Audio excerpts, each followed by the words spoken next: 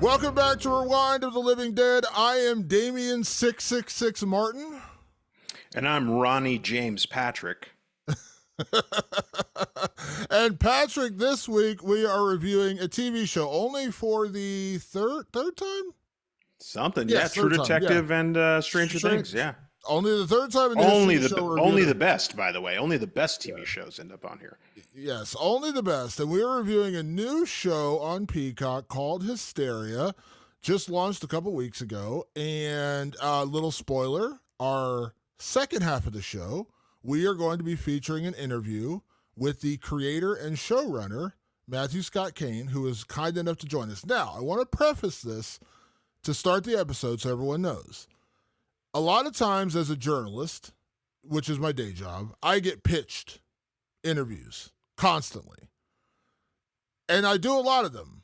And I do interviews of movies and shows that I don't particularly love. That's part of a journalist's job. I interview fighters for a living. Sometimes a fighter may not have a very compelling fight, but I still interview them and I don't insult them when I'm interviewing them.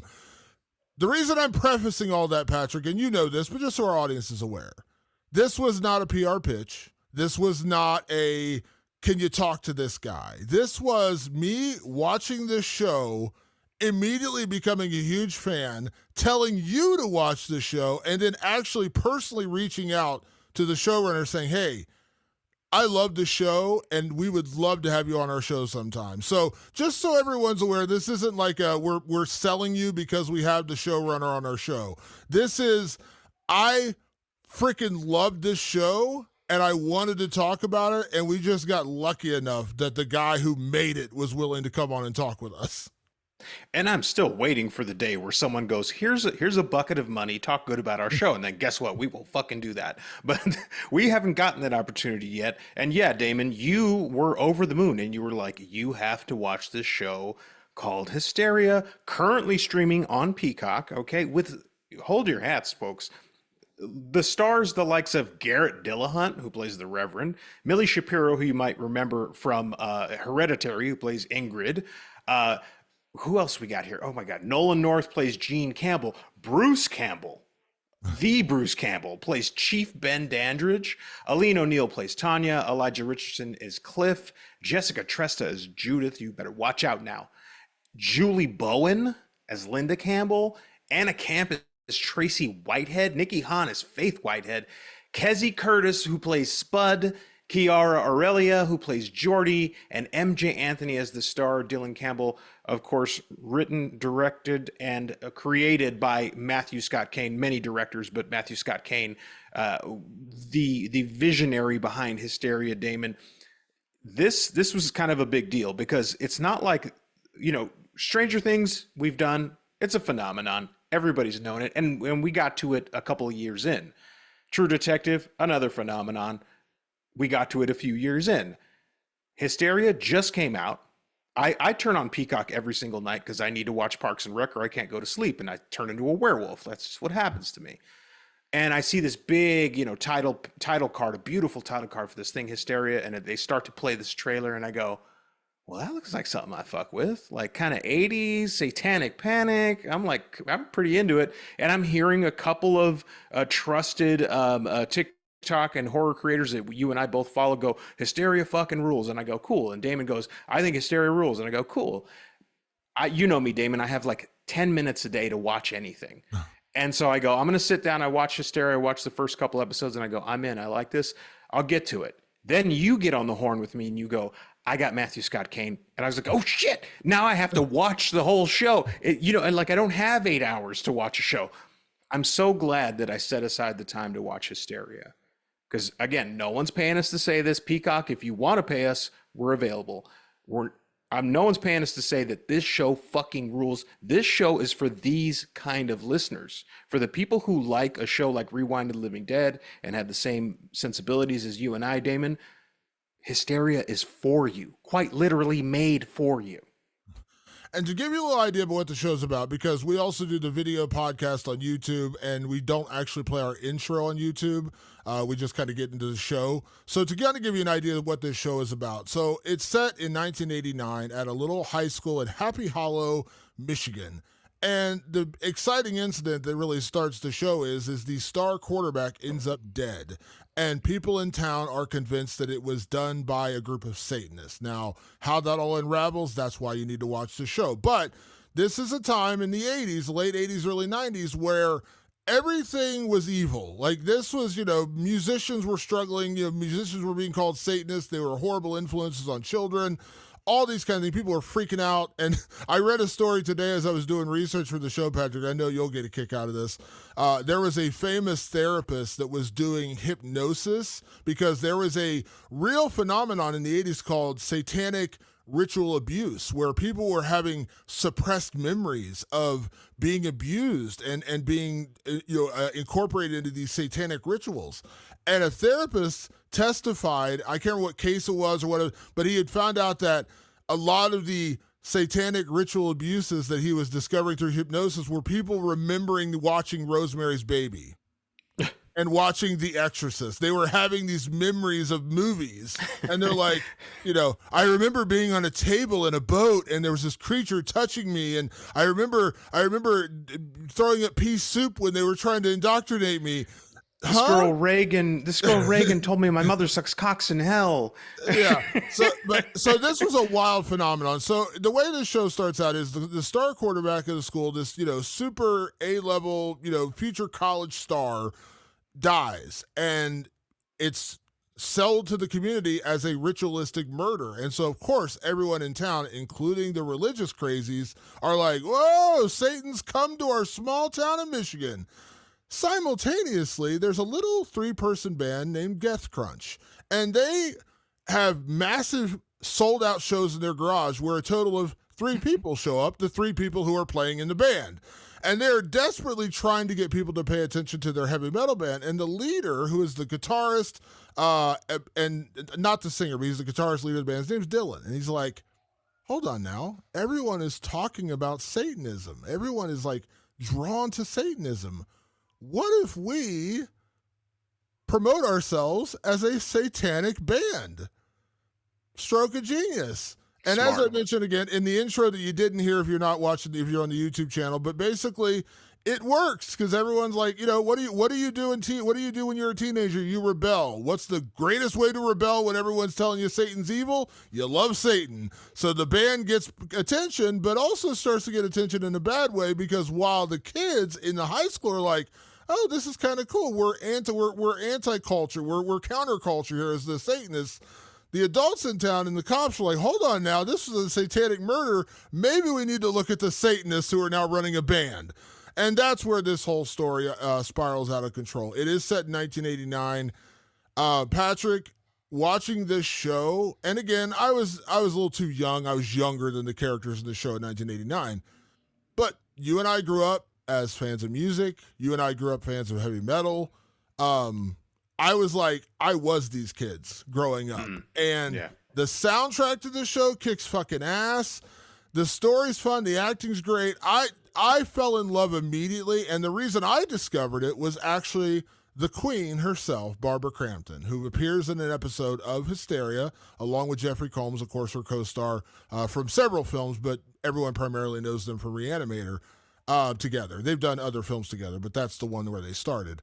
And Barbara posted it on Instagram. Now, I think it's been well documented on this show that she is the queen. I call her that. She is the highness on this show.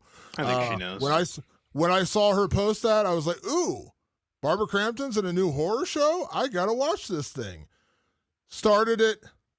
I was addicted immediately, and that's what I said. I told you. And by the way, when I told you, and you can attest this, Pat, when I told you, it wasn't like, hey, let's do a show about this. I was just like, dude, you got to watch this show. Yeah, there was no plan to do this as an episode, but I think this was the kind of the perfect thing to kind of wrap up. Who wraps up spooky season around here? We don't. It's spooky season all damn year, okay? But truth be told, it was just like, this is so timely right now, and just on the business side of things, I think it's really important when not everybody might know this show is out there. You have Peacock and you might not notice, or you might be an autopilot. Yeah, I have a Peacock subscription. I never open it up, but you're a horror fan. You listen to this show.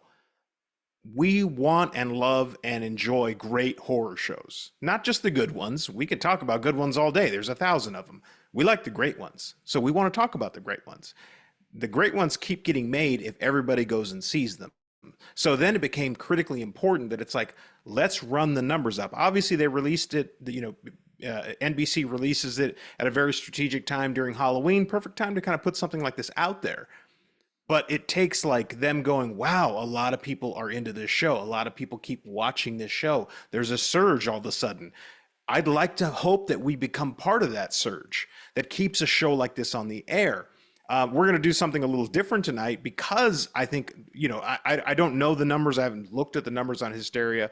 It's getting plenty of buzz, and I think it's plenty of great and good buzz. But just in case it isn't, we're not going to spoil the show for you here tonight. We're really not. Because I want you to go check it out. I want you to see it out. I don't want you to have it all in your head. I want you to go there and experience it the way Damon and I did. Because it is, I'm telling you, it's for the Heschers amongst us. It's for the geeks amongst us. It's for the horror nerds amongst us. It's that kind of show. And there's something here. Here's a little element of the show that I love, Damon, that I just want to point out to you because it doesn't spoil a thing. Yes, it's set in 1989. Are they making a parody of the 80s or the early 90s in this show? No, they're not. It's a great, gripping, good story that happens to be set in the 80s. It's so easy to kind of overcompensate because you're in the 80s. Like, oh, let's 80s it up. Let's just everything be super goofy and neon and like let's play on every little stereotype that we laugh at from the 80s. They're playing it like a proper period piece show, just like Peaky Blinders or something like that, where they're just like, no, we're just in this era. We're not making fun of the era. We're using it as the template for this story. And I love that.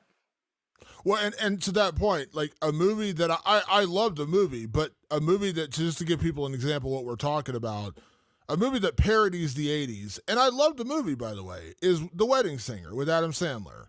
That's a movie that takes place in the 80s, and they are definitely parodying the 80s. Like, they're not trying to be just an homage to the 80s. They are very much saying, we're taking place in the 80s, and like, the one character's Look how driving ridiculous it was. Yeah, the one character's driving a DeLorean, and they're wearing the Miami Vice suits. Like, they're going over the top to say we're in the 80s, and we're kind of having fun with, kind of mocking what happened in the 80s. And again, I like that movie. I love Adam Sandler. I love The Wedding Singer. But you can kind of tell, like, that's what we're talking about, a parody. This is not that. This takes place very seriously in 1989. And also, what I loved about this show is there are horror elements, there are adventure elements, there are drama elements, there are comedy elements. It's one of those shows that checks all the boxes, right? Like I don't watch a lot of TV anymore because I just don't have the time for it. And when I do watch a show, I really hope it kind of gets me addicted. Like, shows that have gotten me addicted have been shows like Succession. A friend of mine a couple years ago, I think it was like into season 2, and a friend of mine's like, you love The Sopranos, which is my all-time favorite TV show. Dude, you got to watch Succession. I was like, all right, I don't have a lot of time, but let me watch Succession. And it was as advertised. I loved Succession, became obsessed with it through the very end of the show.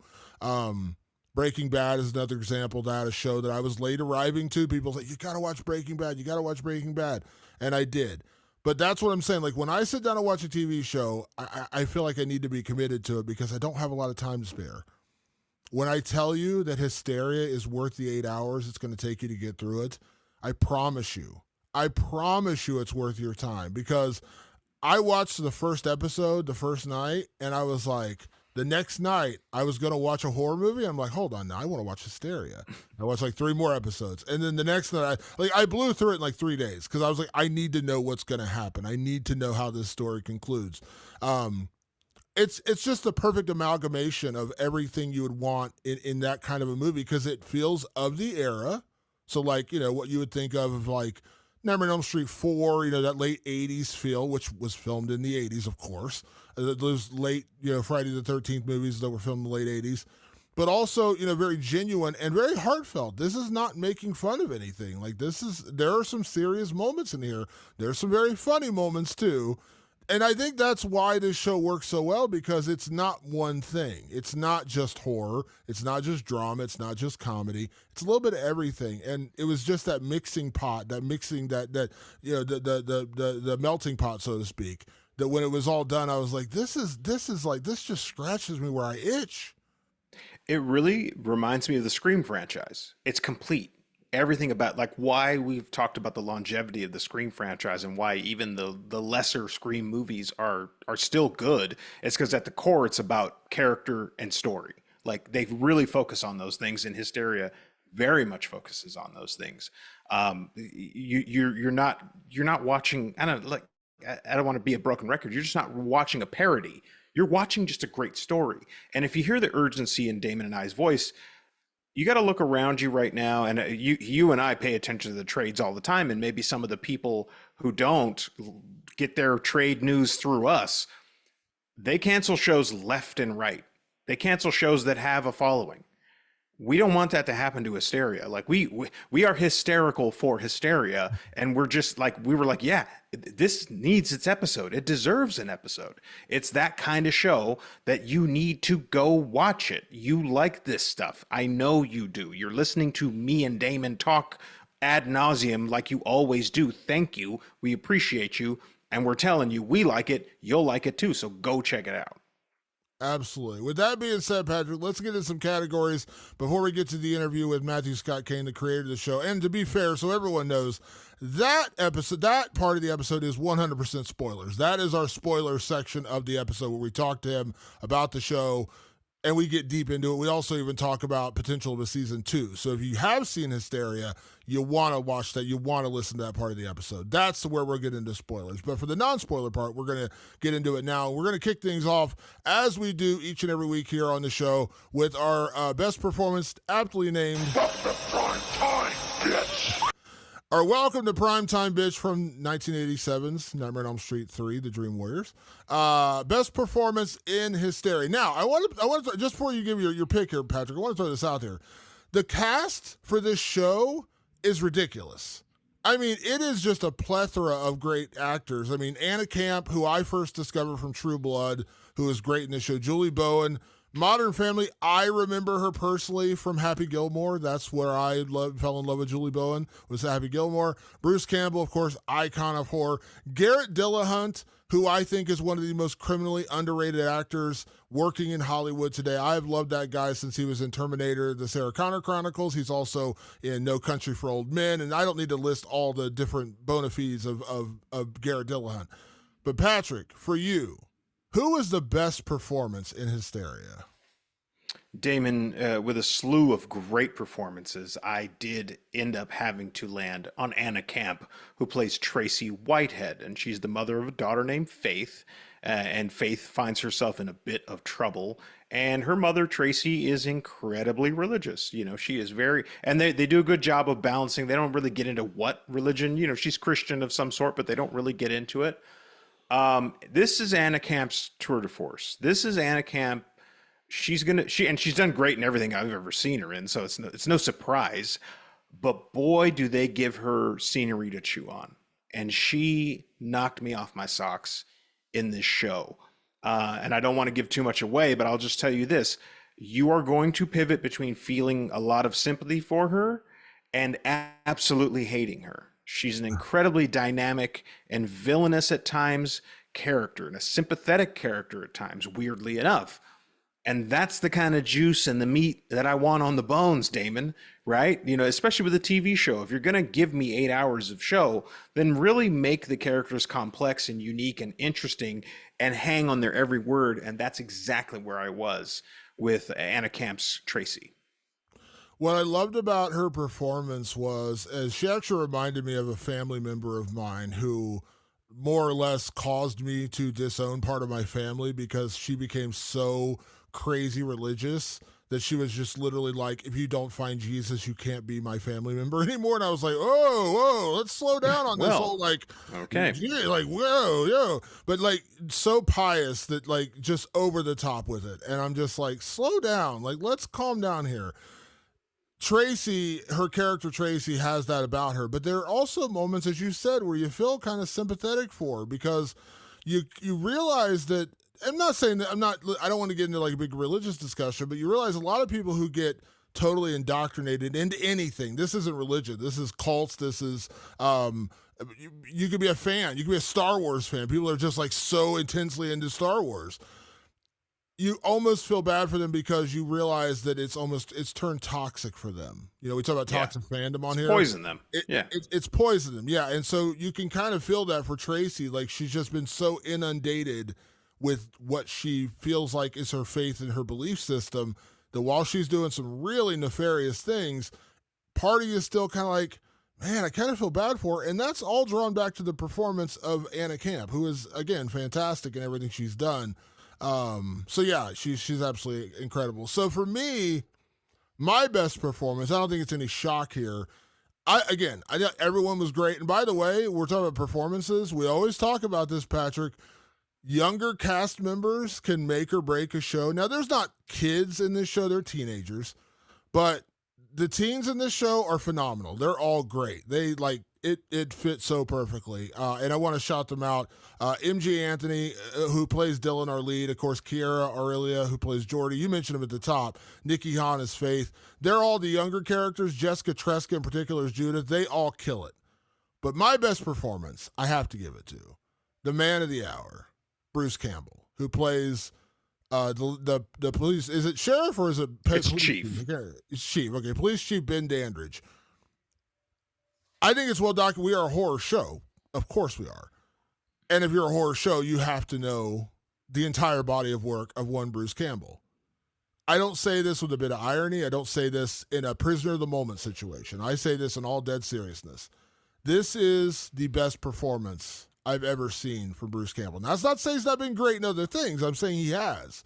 I'm saying this was the most nuanced performance I've ever seen from Bruce Campbell. He was at his very best because this role requires more of him. This isn't an over-the-top splatterfest like an Evil Dead film. This is a film where he has to play a little bit more serious, a little bit more sympathetic at times, a little more, he's playing a cop, so he has to play like the intimidating police officer at times.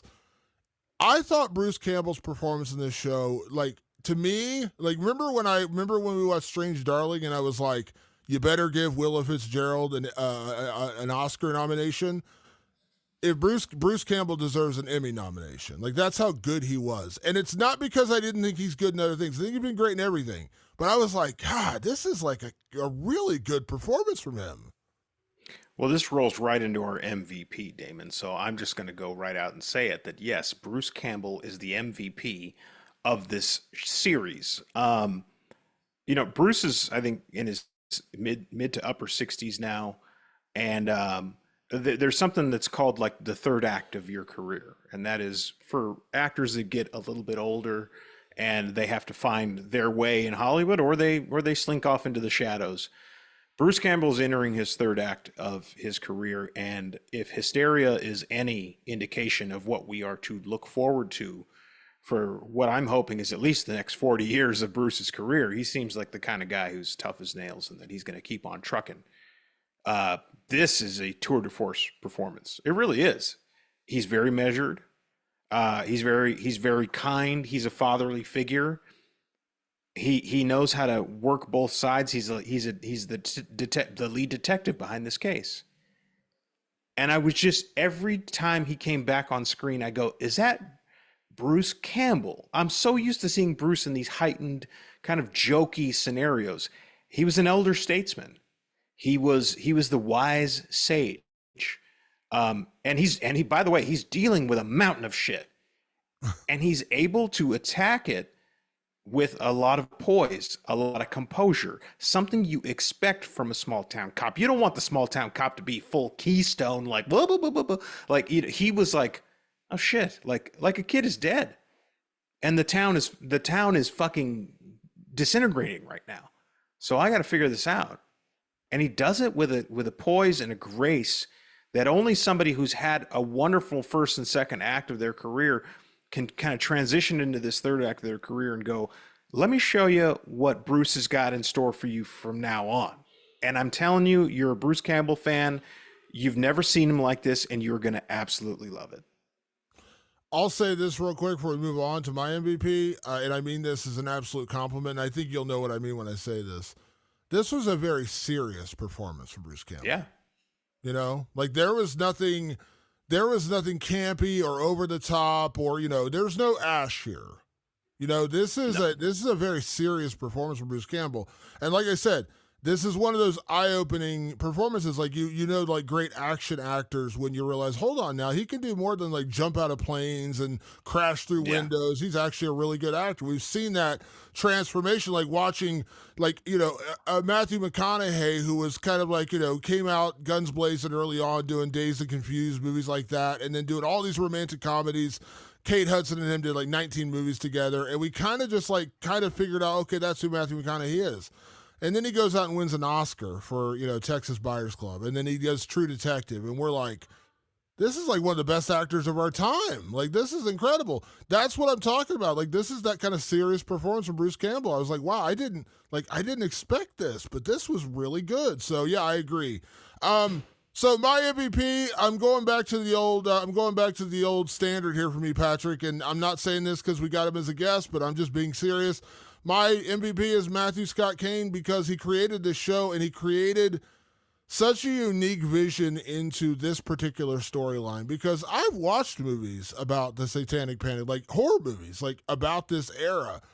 And again, I'm not saying any of them are good or bad. I'm saying like there's a certain style to it, and I get what you're trying to do. And again, a lot of times in movies, it's about actual human sacrifice, like people who are actually trying to create altars to the devil or whatever, and it gets more horror-y, so to speak. This show is treated with such reverence to the material that I was really blown away. As I said, it's a little horror, it's a little drama, it's a little action, and it's also a little comedy. And they hit all those points perfectly so. The characters are nuanced. The characters are fleshed out and real. The storyline is great. Again, this is one of those shows where like 2 episodes in, I was calling people saying, watch Hysteria. I don't do that often. I don't usually push my beliefs on people. I'm not that way, Patrick. You know me. I'm not that guy. This time I was like knocking on your door, like, have you heard of the Church of Latter-day Saints of Hysteria? That was were me you, Tracy Whitehead? Yeah, that was me knocking on the door and be like, have you heard of the Church of Hysteria? No, listen, you're 100% right. Being a showrunner, being a creator, that's no easy task. It involves so much more than even writing the show. And so the fact that he put together a show that keeps you on the hook episode to episode, and we'll get deep into that. We'll dive into all that kind of stuff with him in the spoiler section. It's really impressive. And as far as I can see, this is his first show where he's a showrunner. And I'm like, yeah, I need season 2, 3, 4, 5, 6, and 7. I don't say that very often. I abandon shows. I watched for 6 seasons. Like this is a very, very good show. He's got something great on his hands. He created something special. He created something for us, folks. So let's give back a little bit. Let's go. Let's watch this show because it fucking rules. It does. Next category, Patrick, character you relate to the most. Now, as we said, this is a show that you and I immediately connected to for any number of reasons. I think probably first and foremost because we were kind of both like a little bit of the outcasts in school. And so like a lot of the teen characters, one thing they nail here, and you know this as well as I do, like one thing that is so hard to do, and I've struggled with this in my own writing, is like when you're writing for a character that is not you or something you can relate to, you have to figure out how to write for that person. How do you write for a teenage girl when you're a 30 or 40-year-old man? Like, how do you do that? This show does it incredibly well. So like the high school cast in particular, high school characters in particular, are all very fleshed out and feel very real because you do have the cliques, which is what high school's built around. This entire high school's built around the football players, the popular kids, the girl next door, the weird girl, the band, the nerds, the geeks, the metalheads. It's all there. And these are all cliques we all had. I mean, I went to a school that was pretty much like Happy Hollow. My graduating class was 85 or 95. Very small school. I didn't grow up in a big town. You did. I did not. I grew up in a very small town. Mine was like 500. Yeah. Yeah. Mine was like 95. This is like that, where it's like even in the class of 95, we had all those cliques. They do it in this show. So Patrick, who is the character you related to most in Hysteria? I really related to I'd say one of our leads. I think there's like three dominant storylines, but one of our leads is this high schooler named Dylan Campbell, who indeed sort of leans into what is happening to further what's going on with his band. And the reason I related to him so much was I found myself kind of awkward and out of place, and I didn't know where I fit in. But when I leaned into certain cliques, I saw that my popularity would grow, that that attention from girls would grow, and all that stuff. And I really related to that character, who on the inside was just kind of a nice kid. He wasn't really trying to get into any shit, but he was like, man, if I go just a little bit further, it kind of helps my Q rating, for lack of a better term. And so I was just like, damn, I understand. And as the show goes on, he gets deeper and deeper until he's about nostril deep in shit, where he's like, God damn, I really have fucked up. And I can relate to that. I mean, that's what kind of life looked like for me when I was a young kid. Yeah, Dylan's a great character. I think there was a definitely an element of Dylan for me as well. But for me, Patrick, the character I related most to, because it was eerily similar to what I went through in high school. Although I was never the popular kid, but just in terms of like the ideology, was Judith, played by Jessica Tresca. And the reason I say that, in the show, Judith is like the popular girl. She is the one girl everyone knows. She's the prettiest girl in school. She's the clique leader, so to speak. Now, I was never that. A regular Certainly Damon not. Martin. I was much more Dylan, the guy you walk down the hall and you don't even recognize, you don't even know who he is. That was much more me. But as you learn, the one key element that Jessica or that Judith has in the show that relates to me is she feels like she needs to grow beyond this school. She's obsessed with getting out of her small town. She doesn't want to be here. That's what we learned about her very early on. Is she's like, I'm more than what this town can provide for me. And she desperately wants to move away and go to college out of town. And she does not fit in here. Even though she's the princess of this school, she's like, I don't want to be the queen of a small town. I'd rather be the princess of a giant town, or just another cog in the wheel of a giant town. I just don't want to be here. That was me. I grew up in a one-horse small town. Literally, there's like 2 red lights in my town. We didn't get a McDonald's until I was like a senior in high school. That was me. I was obsessed with getting out of my small town. That's all I wanted. I didn't go far. I went to Cincinnati, which is not like a huge, I mean, it's a big town, but like compared to my town, that was like a mecca. That was like moving to New York City for me. But I had to get out. I didn't care. Like, I didn't care that, like, I was a straight A student for a guy I had the highest grade point average as a guy in my graduating class of the men. There was like 3 girls who had higher GPAs than me. But I was like the highest, but I didn't want to be the one guy in my class of 95. I wanted to be the guy walking through a sea of people in New York City. I wanted to be the guy who fit in with tattoos and everything else, which totally did not work in my school. So that was Judith in this show, and that's why I related so much to her character. That's a character, without spoiling anything, I'm very excited for where a season 2 goes for her. I'll just compare. If you're like, what are we talking about here? I want to say it's almost like the origin story of Maxine is almost what it feels like. Not all the elements of what Maxine is, but it's like her trajectory and what she wanted.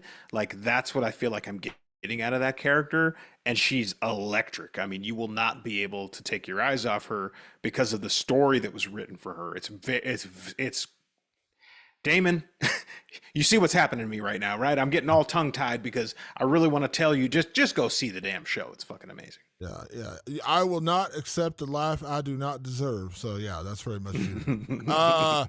Next category, Patrick, we're going to say best episode. Now, obviously, we can't get into spoilers of best episodes, and there's 8 episodes. All of them are great, to be fair. But what was your favorite episode of Hysteria Season 1? My favorite episode is episode 5, which is titled Mother. And that is an episode where I will say this. We get to look back at one of the parents' lives growing up and how it may have influenced who they are now. It's an incredibly badass fucking episode. It's really good. It literally had me sitting on the edge of my couch.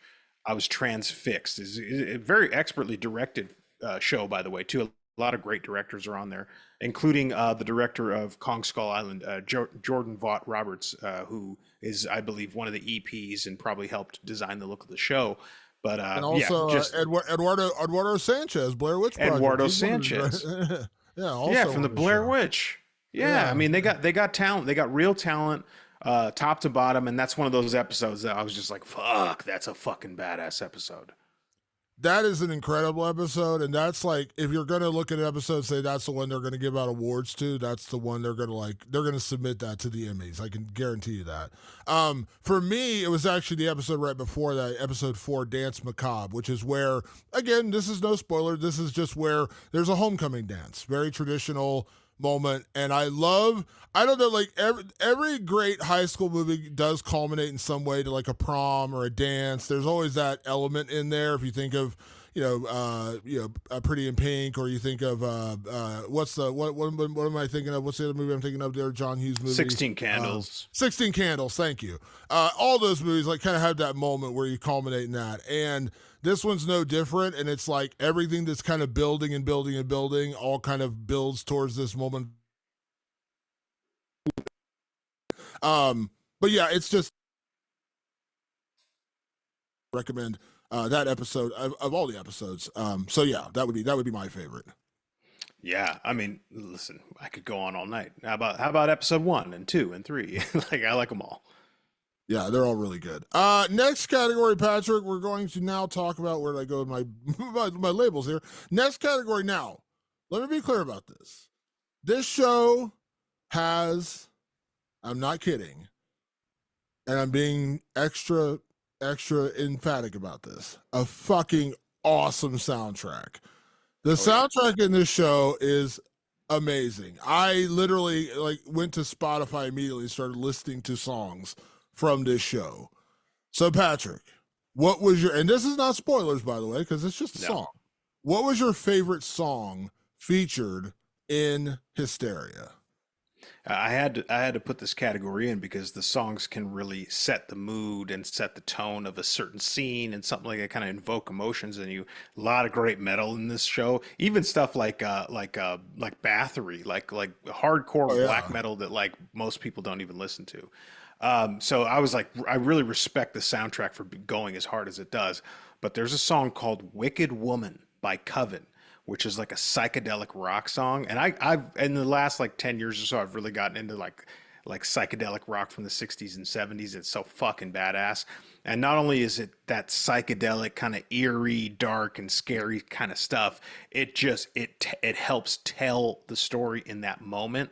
And you're just like, fuck, like if I could have picked any song right now to play right now, this was the perfect song to play. So there's some great Alice Cooper in this show, which I loved. I went out and bought a vinyl record of it.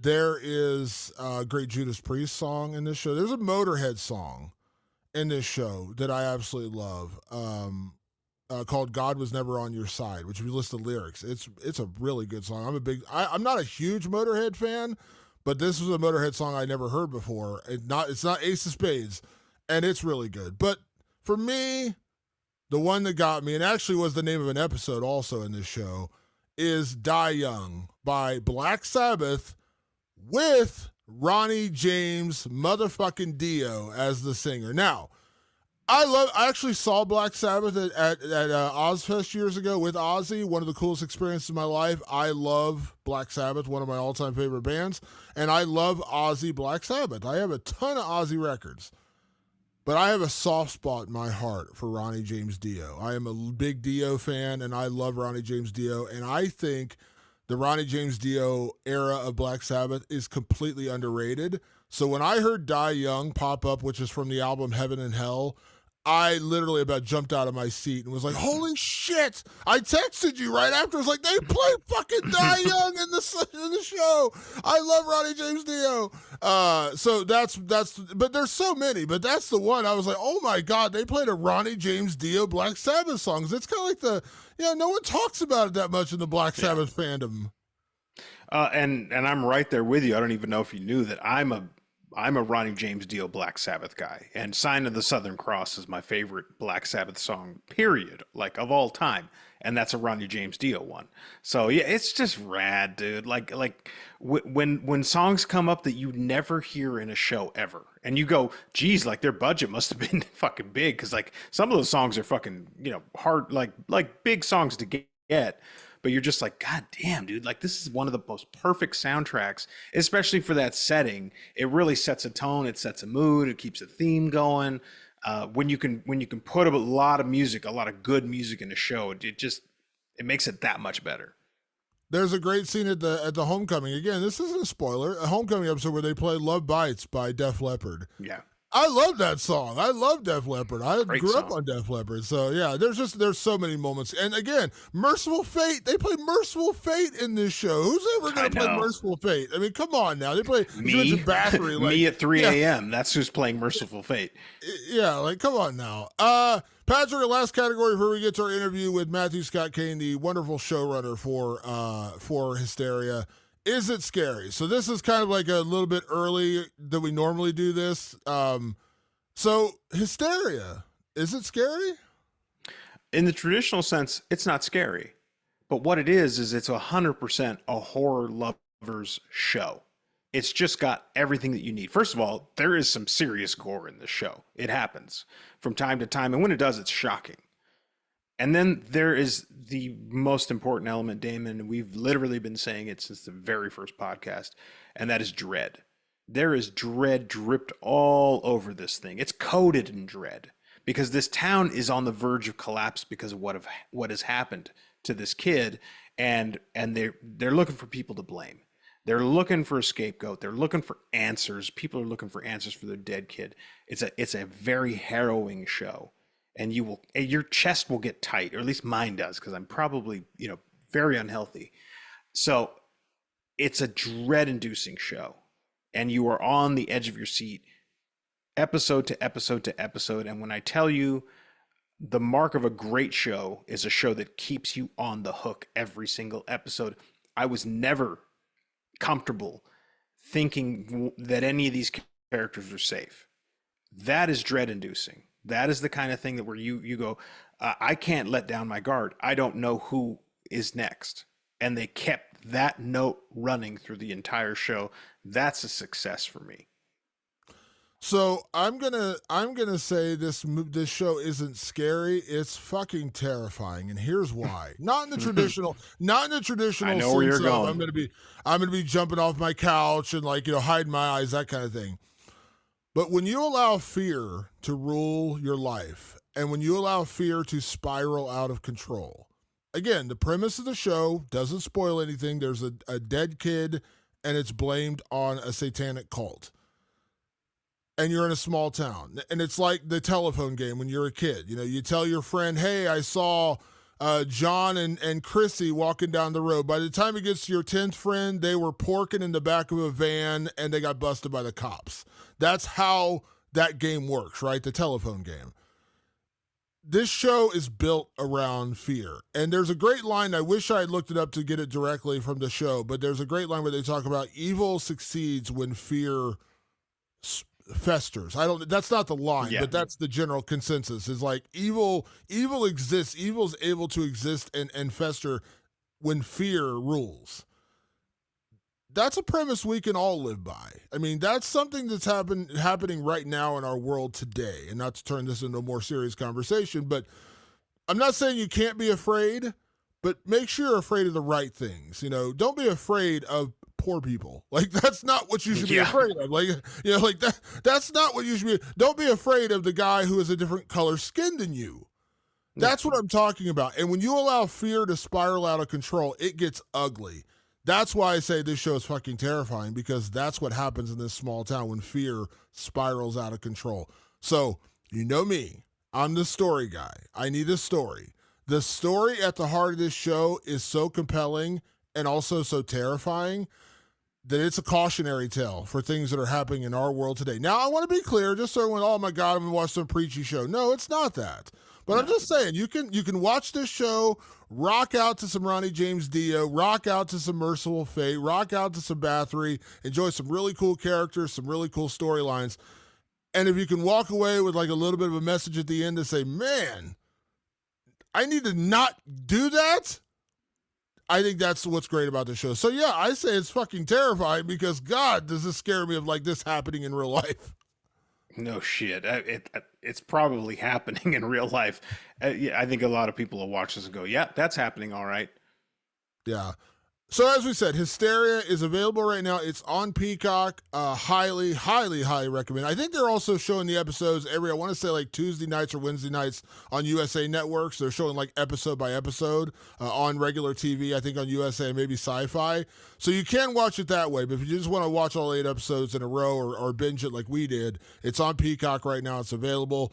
With that being said, Patrick, it is now time to get to our spoiler section, and that is our interview with the man, the myth, the legend behind this show, Matthew Scott Kane, who created this and wrote it, and we're going to get into everything. So this is full spoilers with him. We're going to talk about everything from this show, performances, music, and also a little hint of what could come in season 2. So enjoy this now as we talk to the showrunner and man behind Hysteria, Matthew Scott Kane.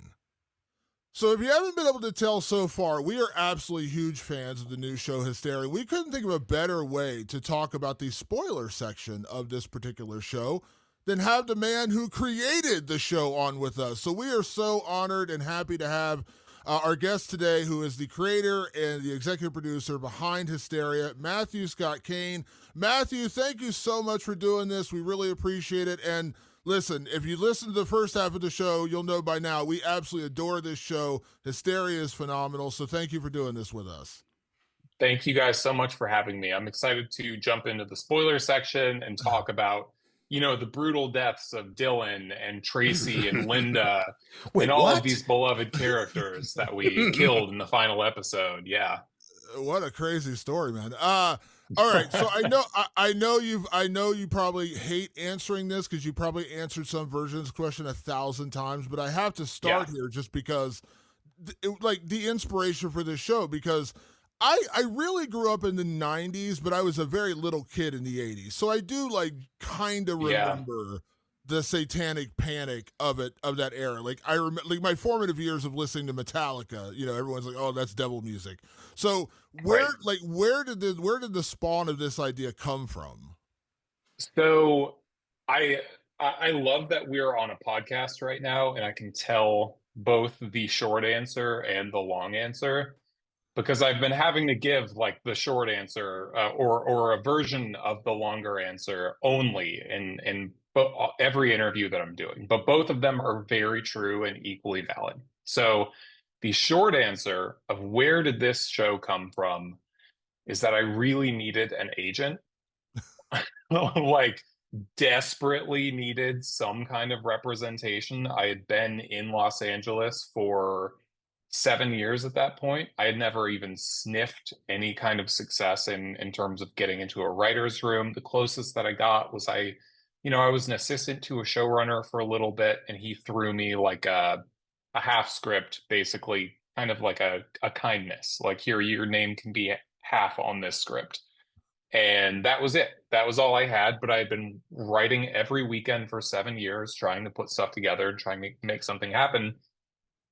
And then I kind of started getting interested in this idea of the satanic panic, and particularly, how does it relate to the world we're living in now? Have we learned lessons from the satanic panic? Are we doing it all over again? That was so interesting to me. I've always been into stuff I saw The Exorcist when I was 9 years old. And ever since then, it just feels like I've been scarred, and this is part of what my interests are now. As I'm sure you guys have your own origin stories in that That's regard. how it happens. Yep. But the zooming back long answer of it is that I've kind of always been living with the satanic panic, even though I didn't live through the 80s. It's funny, I was just thinking about it this morning. I would have been conceived when our show took place, and then born in July of 1990, the next year. I never lived through that particular era, but I had a couple of brushes with it still in the mid to late 90s. The first one was when my dad took my brother and I to go see Kiss. Uh, it was the first concert I think I've ever been to, which is really like ruining other concerts for the rest of your life to just start there. Because whatever you think of their music, it is when you're like 9 years old and you're watching these like superheroes on stage that are spitting blood and spewing fire and doing all this crazy stuff, that just sets a bar that's really high for, when you go see Weezer or when you go see anyone else, it's like it just ruins concerts. But on our way out, my dad could tell I had an awesome time. He got me it was their first farewell tour. It was the we really mean it this time tour. And he got me a t-shirt and I wore it to school the next day thinking, I'm going to be the talk of the town. All these other 9-year-olds are going to be so jealous of my Kiss t-shirt and that I got to go to this concert and blah, blah, blah. And I walk up to my first class and the teacher just full stop, like puts her hand out and says, you are not coming into our class wearing that t-shirt. And I had no idea what she was talking about. Like I was so confused. And she explained to me that KISS stands for, as I'm sure you guys have heard 1,000 times, Knights in Satan's Service. She thought she was scaring me. What she did was make me a lifelong KISS fan.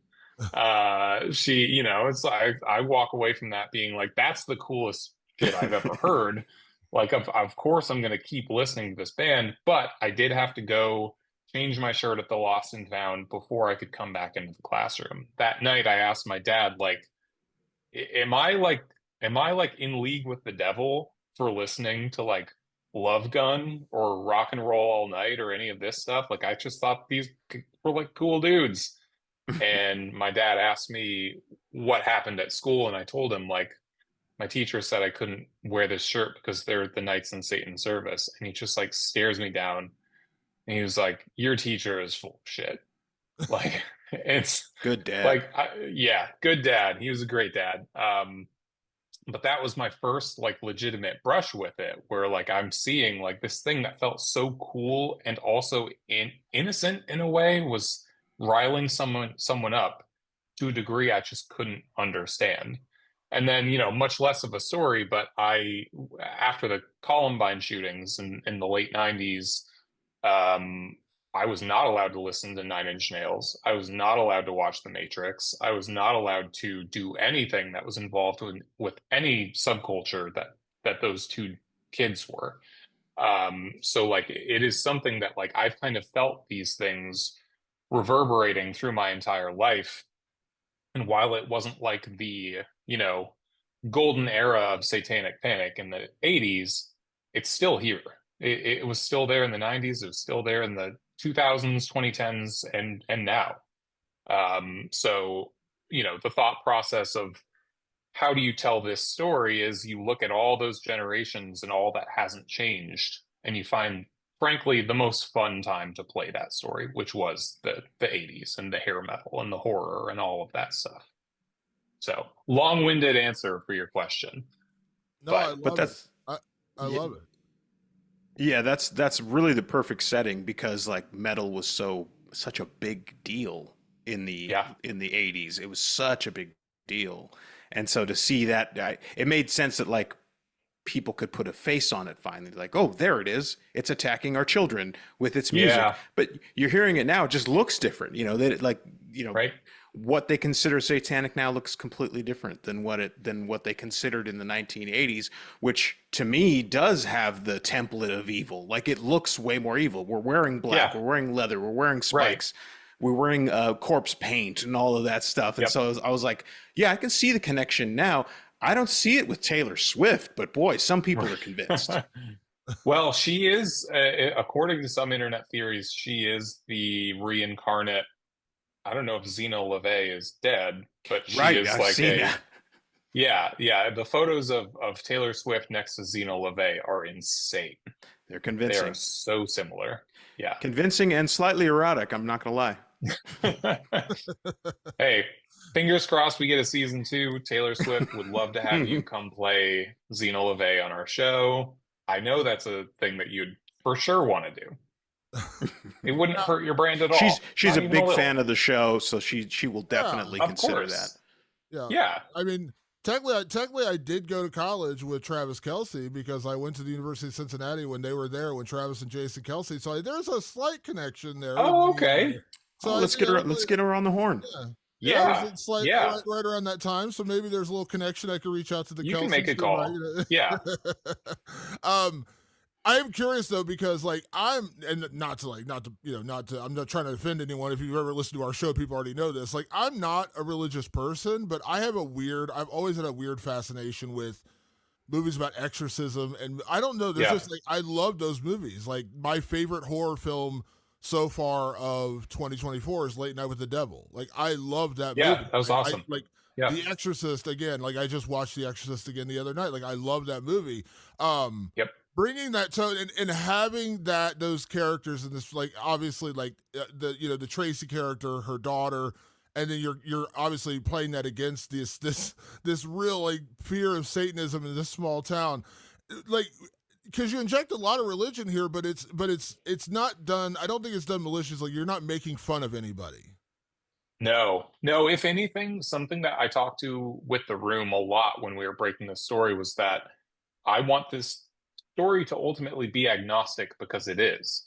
This is not a story about taking the side of Satan or taking the side of God. This is a story about what those two sides really mean to a community, right? So I think the best way to do that is, you have good characters in the church. Father Mathis, as played by Jamie Flanagan, is a objectively good character. He cares about his community. He cares about the church. He cares about his flock. He is not like Tracy, who is the kind of zealot. She's the person who is out there, who is stoking the fires of fear and all of that. But at the same time, you get to the sort of lower level, the people outside of the church. Dylan is not someone who, I feel like throughout the season, he's constantly being reminded of what Satanism is and who Satanists are. Like he's really trying to lay the track out in front of him as he goes. He doesn't have ill intent, but he also doesn't really understand what he's doing to the people around him and the community around him and all of that stuff. So he's kind of balanced out by someone like Judith, who does know what she's doing, and she is doing it to do bad things and hurt people, even if it sort of blows up in her face and her mom pulls her out of a cult ceremony and embarrasses her in front of her entire friend group, whatever.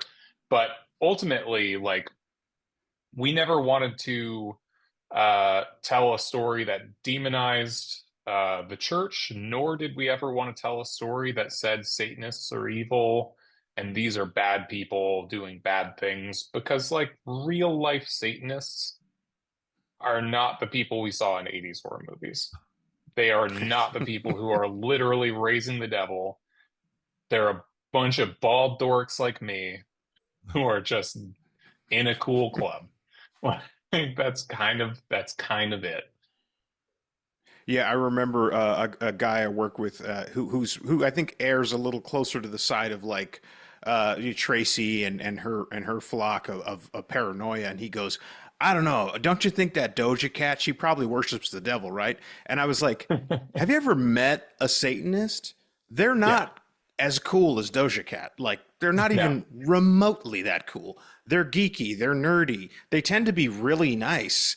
They tend to follow tenets that are actually about, like, hey, live and let live. Like, it's kind of more of that. And so I love that, the character Dylan really actually, like, embodied more of what you might actually run into your garden variety Satanist. Yep. He might be like that. He doesn't claim anything. He was just a kid who was kind of caught up in, like, the excitement of trying to get his band going and trying to get it, leaning into something.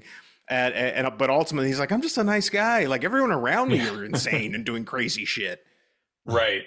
Yeah. It was funny, even, like, being on set with the adult cast, the Julies, the Annas, the Bruces, they weren't really like fazed by any of this stuff. I mean, Bruce in particular, like he's been in 1,000 horror movies. He's got nothing to worry about.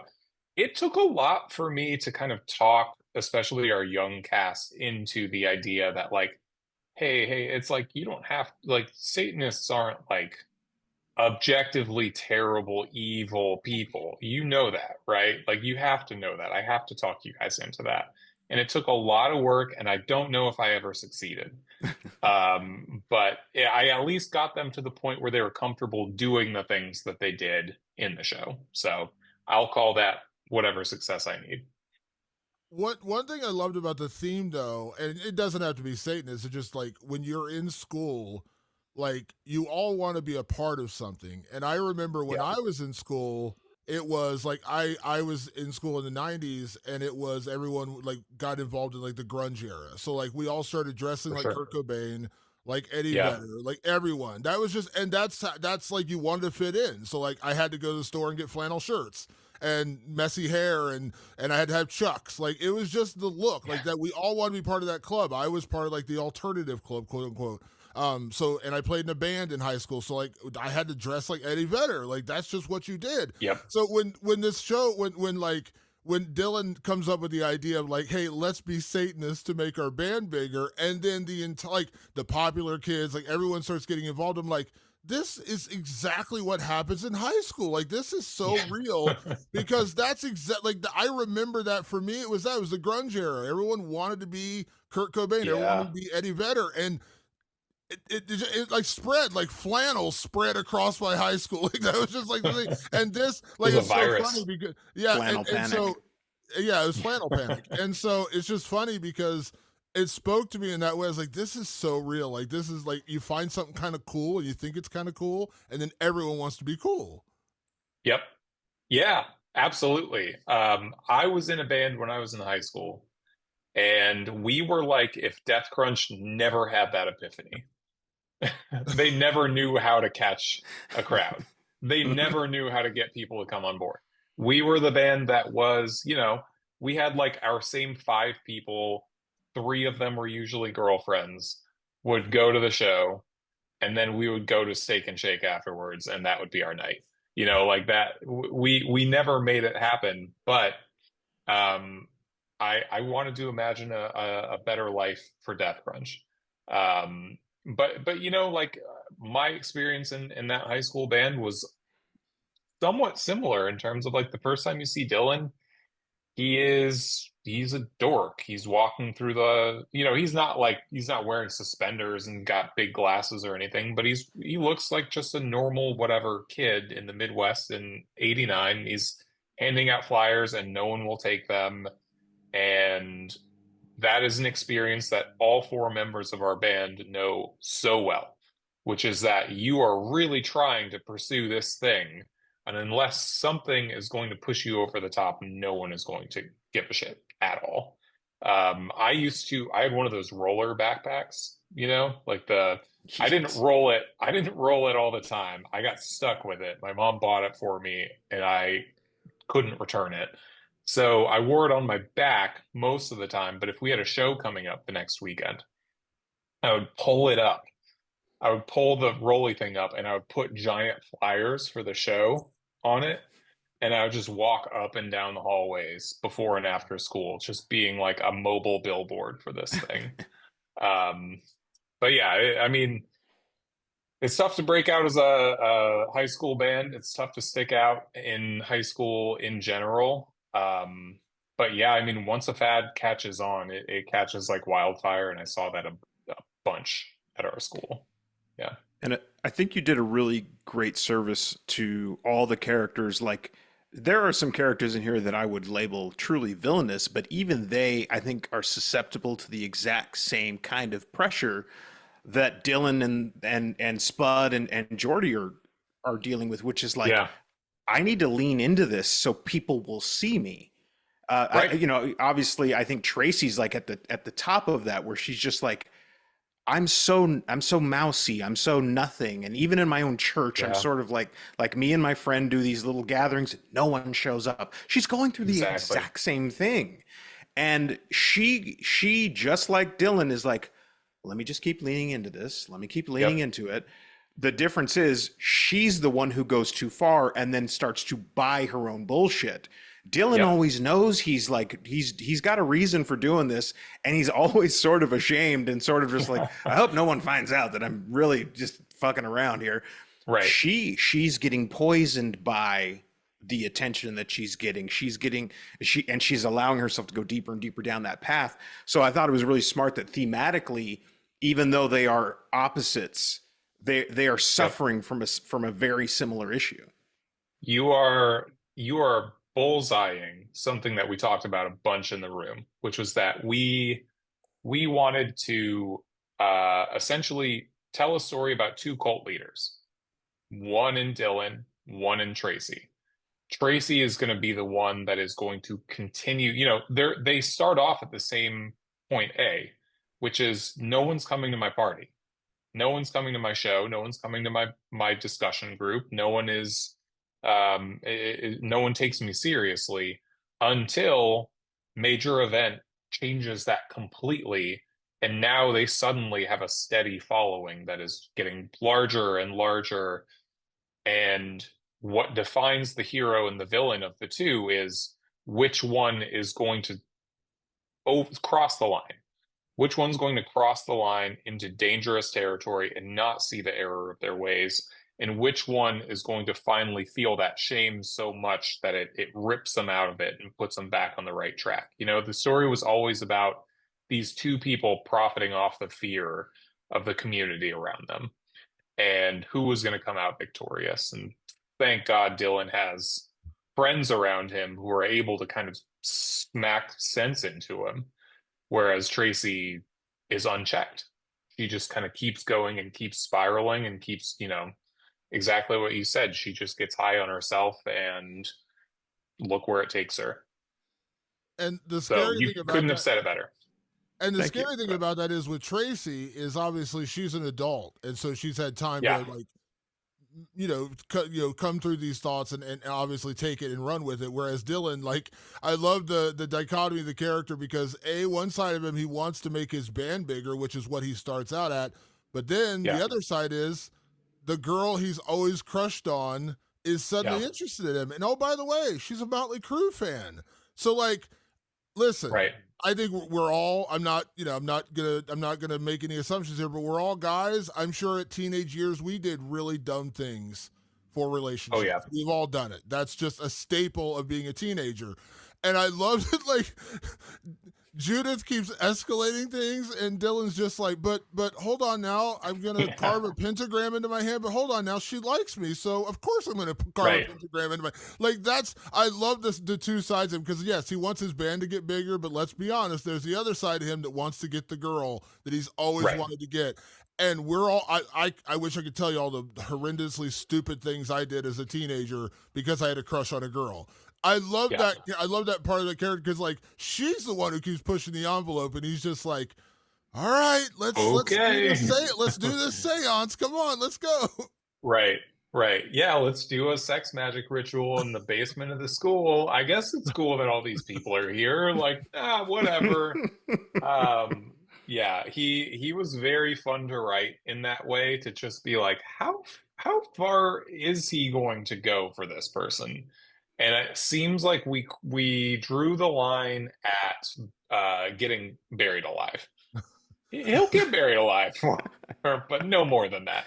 It's a good line. Yeah, It's a no, good and line to put in the sand. yeah, for sure. And it was, those two were such a blast to write for, because like everything, once you get into production and once you see what actors are doing with stuff, it all kind of evolves, and as best you can on the busy schedule of being on a TV show, you adjust to what the people are giving you. And I found something, or I saw something in Jessica Tresca, who plays Judith. I saw something with her in the pilot where it was like she can be saying just the weirdest shit, and the most like darkest shit. And on set, I'm watching her say it, and like my internal thought is like, she just seems really nice. Like she just seems like a nice person. And that's the magic of that character, is that she is so good at pulling you in with this girl next door kind of thing that you don't even kind of understand how fucked up it is that she's like, no, yeah, go kill that cat. Like, do it. Like, Yeah. I want to see you do that. So those MJ Anthony as Dylan and Jessica Tresca as Judith were phenomenal to write for. They were so much fun. That scene, I the think scene where the scene where he says, would you have let me kill the cat? Like he's trying to like see it like validating to the point of where she's like, no, of course I wouldn't have let you. That's what he wants her to say. And then she's Right. like, of course I would. He's like, ah, like he's just like, shit. Like I'm trying to get her to come back around, but she's like, she actually really is dark. And that scene cracked Exactly. me up because that's like the breaking point. He's just like, you wouldn't really let me kill that cat, would you? And she's like, of course I would, honey. And he's like, ah, shit. Right. Like, it's just like, you Yeah, just, he's like, the escalation just finally goes too far. I exactly. And I love the fact that that gives him that sense of that brief moment of clarity where he's like, I can't keep doing this. I can't keep doing it. And the next thing you know, he's like half naked in a pentagram on top of her in the school's bomb shelter. And it's just like, well, uh, that's kind of what a teen boy would do. That's what three pretty guys on accurate. this podcast haven't been half naked in a pentagram before? I mean, let's be honest. This is Yeah, just what that's happens. true. Right. There wasn't I'm anyone with me, but I mean, yeah. yeah, I was just there alone, but I was there. That's Right. the point. No, I think Jessica's work as Judith is like incredible, and seeing her eyes light up, knowing that she's going to go to L.A. To me, Yeah. I have no idea how you have Judith mapped out for more seasons, but I go, there's actually many ways that can unfold. Very interesting ways, like goods Oh and yeah. positives for what her character's trying to achieve and what reality might slap in her face. Yep. I'm telling you, folks, like you guys really managed to walk us up to a finale that just makes us go, what is next? I think that's so important. I don't have to tell you, you're a showrunner. You understand this. The goal of TV is not for people to go, well, that all worked itself out just fine. Right. You Yeah. desperately want people to go, what the hell is next? And I feel like Right. Judith and Tracy especially have this what the Yeah. hell is next going on for them. And then I'm sure, our lovely band is going to somehow be pulled into that, and then the hilarity will ensue. Yeah. I mean, that's all stuff that we're talking about right now. I think just a funny story from set. I was sitting next to Jessica Tresca when she was reading her final scene for episode 8, where it's revealed, you can't stay here. You have to go move to live with your father in Los Angeles. And I'm telling her this with so much excitement. Like I'm saying, like, I can't wait. Tell me when you get to the scene. Tell me when you get there. And she gets there and she looks up at me and she just goes, not my favorite. And I was like, what? What's wrong? And her interpretation was, you're writing me off the show. Yeah. And I was like, no, no, No, no, no. no, no, that is not what we are doing. If we're saying you're going to LA, we are following you to LA. That is going to be so much fun. Yeah. And you are going to be at the center of it. So it was funny to just see someone misinterpret it and have to Mhm. like jump in and be like, no, no, no, it's going to be huge and awesome, and you're going to love it. But then, with Tracy and where we leave her, I think that final scene with Tracy is sort of the scariest moment in the entire show.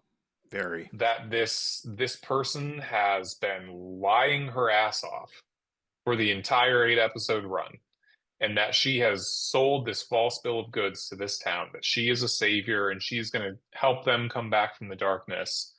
And because of something that had nothing to do with her, this fire catching, and I mean, it did have to do with her. She started an angry mob, but this fire that burns down a church, and now suddenly Linda's better, and suddenly, like, they're saved, and this thing, quote unquote, worked that she did. Suddenly, people are willing to overlook the fact that she was involved in covering up murder.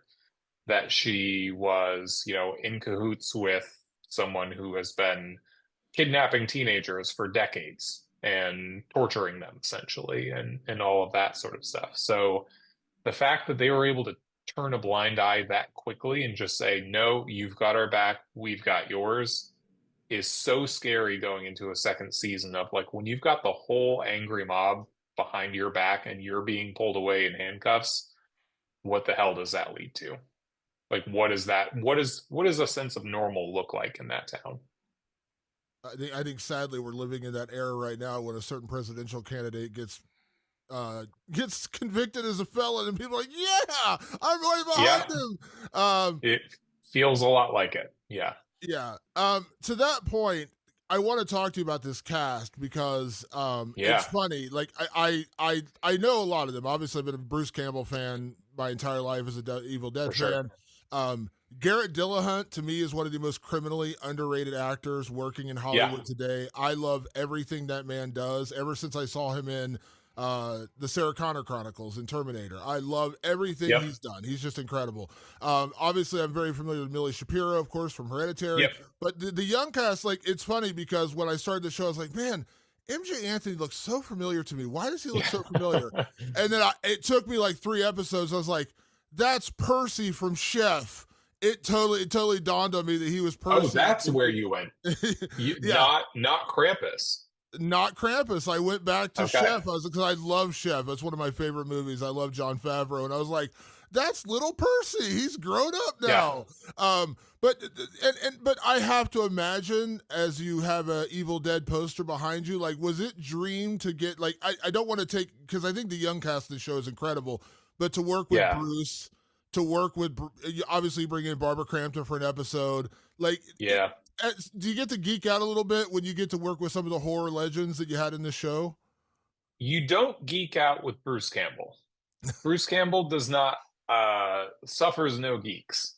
Um he loves he was amazing to work with, but it was like I think I even got just word at some point ahead of time, just like, yeah, just treat him like anyone else. Don't tell him about the Evil Dead. Don't do any of that stuff. So I never like I didn't tell him like, yo, I had a dog named after you when I was in high school, and like I've got an Evil Dead tattoo on my chest, and like all of this stuff. I'm trying to keep that cool. He knows that stuff now.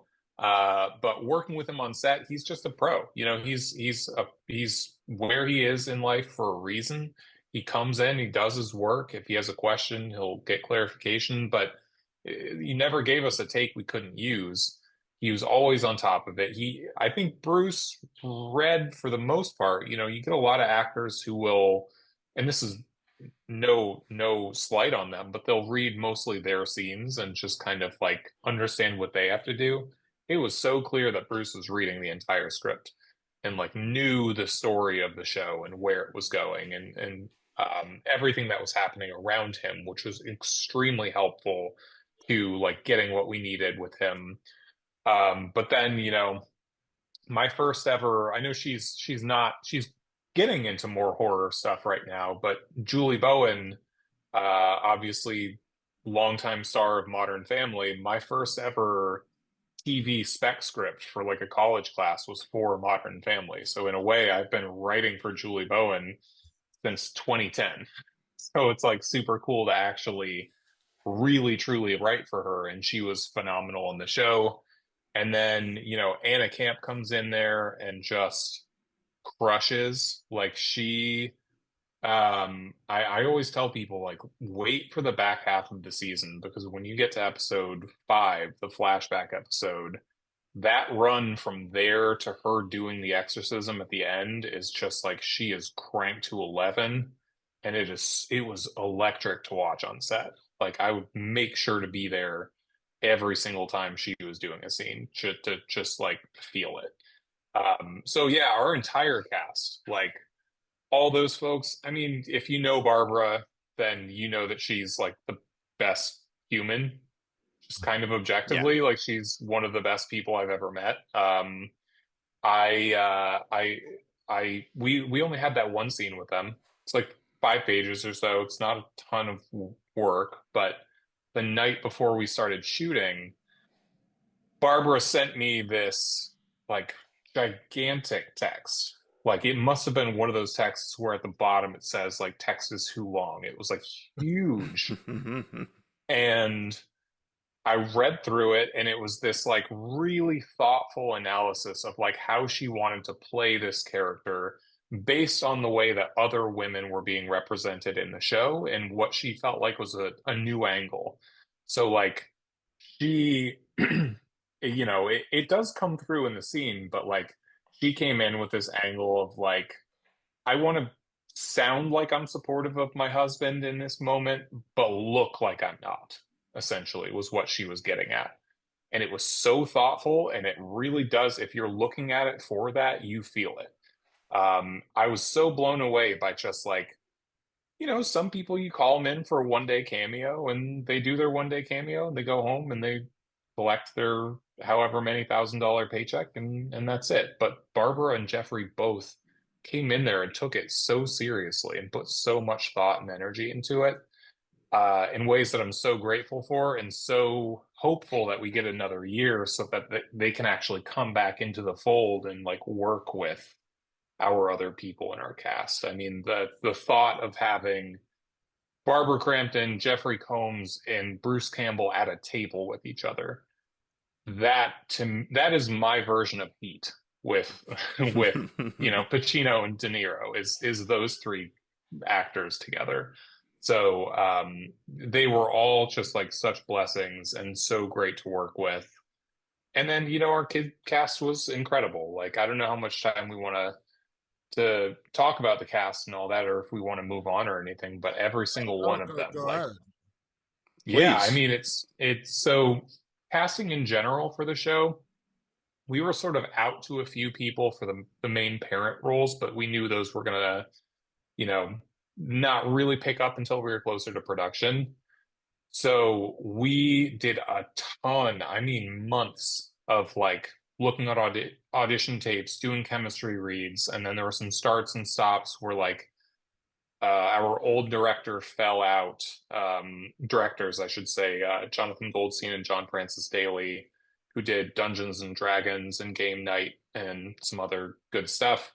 They had to dip out, so we had to pause and then wait for another director to come in, which was Jordan Vogt Roberts. And then finally we were able to like do these marathon casting sessions where we're just like 6 hours in a day, just burning through people until we finally had our three that we really liked. And we couldn't have like hit the lottery any better on all three of them in terms of the main kids, the Death Crunch kids. Kiara was like, again, like I said with Bruce, never gave us a single bad take. Got a laugh on just about every single joke, every read that she ever gave us. Kazai was like this almost like Jack Black force of nature of just like, he's just so funny in ways that like, I'm pretty precious with the words that are on the page, except for when it's Kazai, because he makes them just so much better. Like he improvs such good stuff that I'm like, cool, man, we'll use that. It's going to look great for me where it says written by. And MJ like could not have been more the part. Like he was from the jump, like exactly what we were looking for. And like, Dylan was always going to be kind of a tough role to cast because he is supposed to be so sweet and so likable, but he has to be also like likable enough to get you through the many, many stupid things that he does. And like the stupid decisions that he makes are a part of the character. So if he does that, if he carves something in his hand, if he goes through the ritual, if he does X, Y, and Z, if he gets in the coffin, we got to have someone who is going to be likable enough through all of that so that everyone hasn't turned the show off after the first episode. And I think MJ brought both that likability, but also that kind of earnest vulnerability when we really needed him to go there. Like when he gets back home and he's ashamed of himself, he's looking at his hand and he's smashing his guitar and he's ripping the posters off his wall because he hates what he did and all of that sort of stuff. He really sold, I think, his whole character in those like back half of episode 1 scenes. Like those just lock you into who this dude is. And like after we saw that, we were like, yep, Golden picked the absolute right perfect person. They I'm were really all. I mean, glad. they were all great. I'm re- They were all great. Yeah. Yeah, I'm really glad that you wanted to highlight the kids because, and I'm sure Damon echoes the exact same thing. Whenever it's scenes with the kids, with these high school kids, I just kept leaning in further and further and Yeah. further. I think you guys really, you guys struck a coup with this particular cast of kids. Elijah, who plays Cliff, Aline, Yeah. I think, or Aline, who plays Aline. Tanya. Yeah, Aline, Jessica, who plays Judith, and Nikki, who plays Faith. I mean, all of them, I was just like, you guys could do 10 seasons with these people. They're so Yeah. talented. They know what they're doing. Like they Yep. really like, and you know, when you're young, you're still working on who you are as an actor. Yeah. You know, even if you've been doing it since you're 5, you're still having to live life, and you're still having to pull from imaginary experience because you're just plain too young. But Right. this cast, I was like, wow, like Yeah. younger casts don't often impress me like that. They really don't. I'm not blowing smoke up your ass because you're here on the show. I was just legitimately just like, oh my God, these like if we have to take a season that just focuses on them and we don't get back to Bruce or any of the other parents or anything, Yeah. I'm fine because man, they could carry the whole show if they wanted to. Yeah, they really could. And that's, that's something that we like kind of did a trial run of, right? With the flashback episode where we go and it's like it's a 50-50 story told between um Faith in present day and Gracie when she was a teenager. Um and I think Faith carries it. I think she like I mean obviously Anna Tracy is still in it and is still just like these that's kind of her pilot episode, right? You really understand who she is and where she's coming from. But I'm there with you. We're like while I love all of the adult characters and I know exactly what their role is in the show and how they bolster the cast and how they keep the story running, I could watch. There were times where we had to like really cut scripts down because we're like, okay, why do we have 25 pages in the high school hallway? Oh, it's just because we like really like writing these scenes. Yeah. And they're not necessarily moving story forward. So maybe we should start cutting some of these gags with Ingrid and with all of these other characters that are so much fun. But thank you. I mean, it really is like we it is so tough to balance an ensemble of that size, but it's even tougher when there are weak links. And we didn't feel like we had any. We felt like we could go to anyone for anything, and we knew exactly who could handle what, and it was such a gift that we had all the people we did. And I'll say this, and I'm dead serious when I say this. I've been a Bruce Campbell fan, my entire life as an Evil Dead fan. I think this might be my favorite Bruce Campbell performance, honestly. Like, I Whoa, think this was his cosign, most, cosign. I think this was his most nuanced performance. Like, because I'm so used to, like, when I think of like Army of Darkness, when I think of Evil Dead, I think of over the top Bruce Campbell. I think of almost like a carny performance of Bruce Campbell. He's very over the top, Sure. and I love that. I love that. But this was such a measured, serious performance from him, and there was still comedy injected, of course. But Yeah. this honestly, and I know you get more time when you have TV. You're not in a 2-hour movie. You got 8 hours to work with.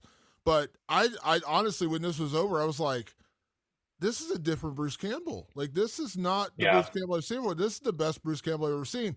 And to your point about the teen characters, also, like, I was familiar with Kiara because I had seen Cruel Summer and I had seen her in one of the Fear Street movies. Yep. But I wasn't familiar with Nikki, and I wasn't familiar with Jessica in particular. Those two people. And since Yeah. then, I've like looked them up, followed them on Instagram and things like that. And like they were, like, I thought Nikki was phenomenal as Faith. Like that Yep. that her the morality part of it, like being torn between what she's been brought up Yeah. to believe and what she's becoming as a young woman. And then the other side with Jessica's character, where she's supposed to be the girl next door, the very popular girl. I always think of a movie like Can't Buy Me Love, which is like, everyone's like the super popular cheerleader girl that like everyone idolizes. But really, she's got a darker side to her. And I love the kind of those two characters in particular and the way they were portrayed. So, and I already mentioned Garrett Dillahunt, but like everyone, this cast was like, you could not have casted it any better. Not that you didn't Thank do you. it right and know that, but I'm just telling you, like, this was an incredible cast. They all absolutely killed it. Yeah, thank you. If I could tell a quick story about Nikki, we first saw Nikki audition for Geordie.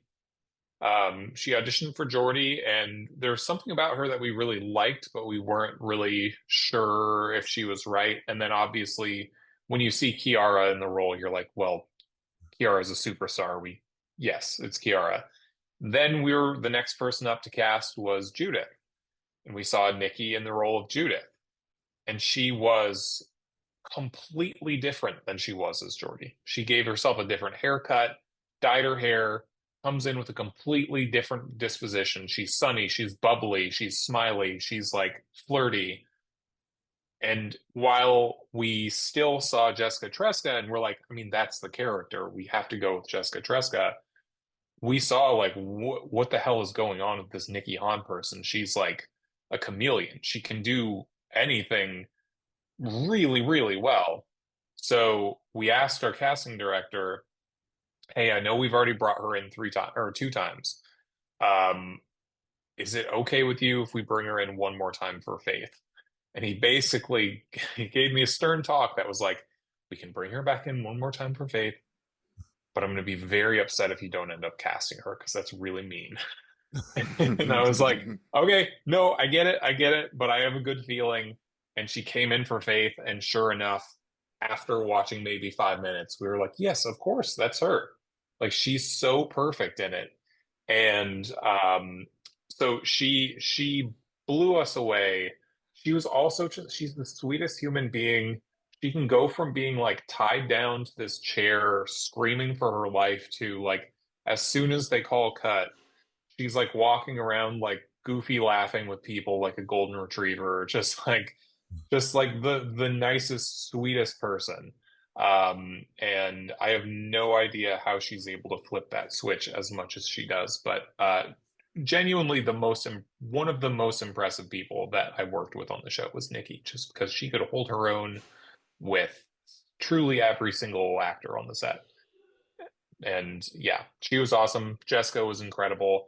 Jessica made so many choices that we did not direct her to do that stayed in the cuts because we were like, that is exactly what your character would do. You are like so on top of this. So yeah, anyway, I could rant for 4 hours on how good our team cast is, but I will keep it on the rails. One thing I had to ask you about with this show, and this is again, I liked everything about the show, but the music. Yeah. I grew up loving, like I said, Metallica. I grew up on Pearl Jam, bands like that. But obviously, like, having parents and having older siblings, I grew up, they listened to Motley Crue. They listened, this Right. soundtrack, like, I literally, like, I'm not even kidding. After I finished watching the show, I went out and bought a vinyl copy of Alice Cooper Trash because I wanted Nice. Poison on vinyl. Yeah. Because I'm a vinyl guy, but like the soundtrack, I mean, it's unbelievable, and I just loved like you and Jay. And let me give you my biggest praise of this. This might be my biggest compliment, my praise of this show. Okay. You included a Ronnie James Dio Black Sabbath song. Oh yeah, I did. I'm such a fan of Ronnie James Dio Black Sabbath. I feel like it Same. always gets swept under the rug. But I adore Ronnie James Dio Black Sabbath. When I heard Die Young, I flipped out. I was like, oh my God, they put Ronnie James Dio Black Sabbath. I was like, I don't care if this ends up being the worst show in the world, which it's not, but I was like, they put Ronnie James Dio Black Sabbath in the show. I love it.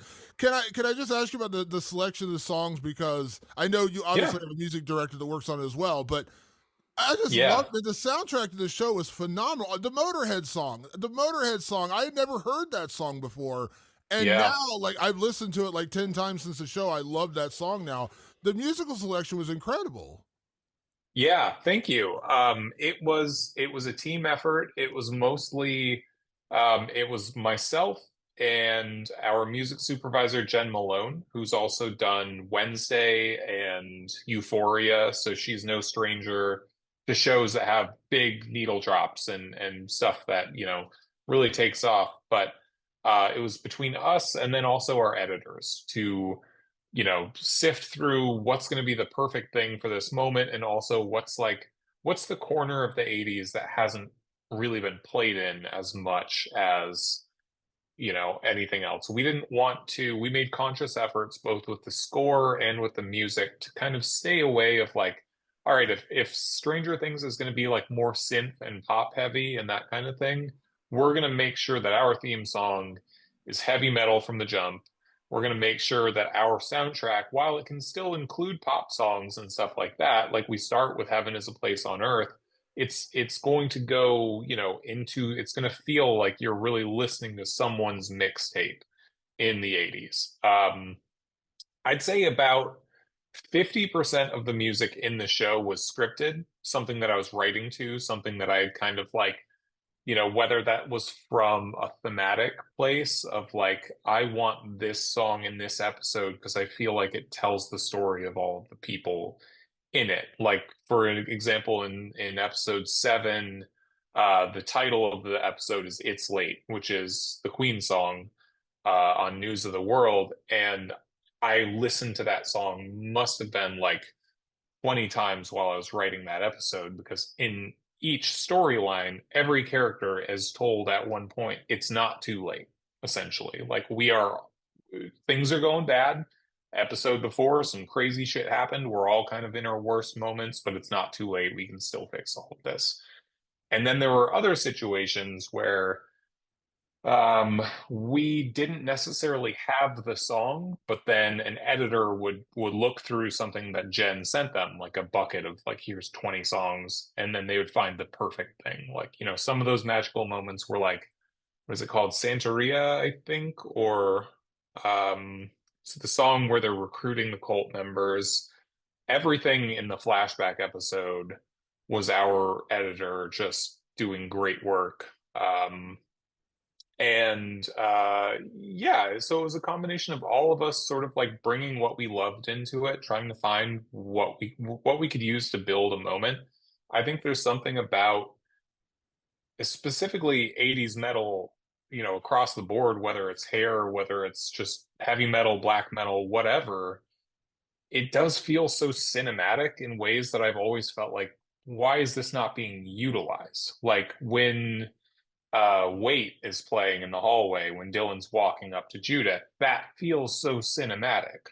And it has like a real genuine heart and emotional core to it. Or when Poison is playing in the basement, and it's telling the story of someone who knows he shouldn't go for this person, but he has to. Or if Bathory is playing in the hallway, and it's just like this fire-breathing moment between two characters who hate each other, that's really cinematic. And it's just something that feels like we have not seen 80s metal being used to that effect. And I really wanted to try to make this, if I'm doing a series that is in large part about 80s metal, I wanted to make it feel like it was organically part of it, and I didn't want it to just feel like every needle drop we've ever heard before. I didn't want the big obvious ones in there. There are some really obvious, the Shout at the Devil for sure. Like that was a major one, but a lot of the stuff that we picked going on for the rest of the season, we just wanted to make it all feel authentic and make it all feel like whole cloth with the story that was being told. Yeah, it was incredible.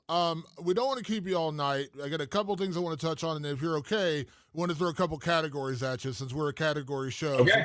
So yeah, for sure. So two quick things I want to close out with this part, and then we'll move on.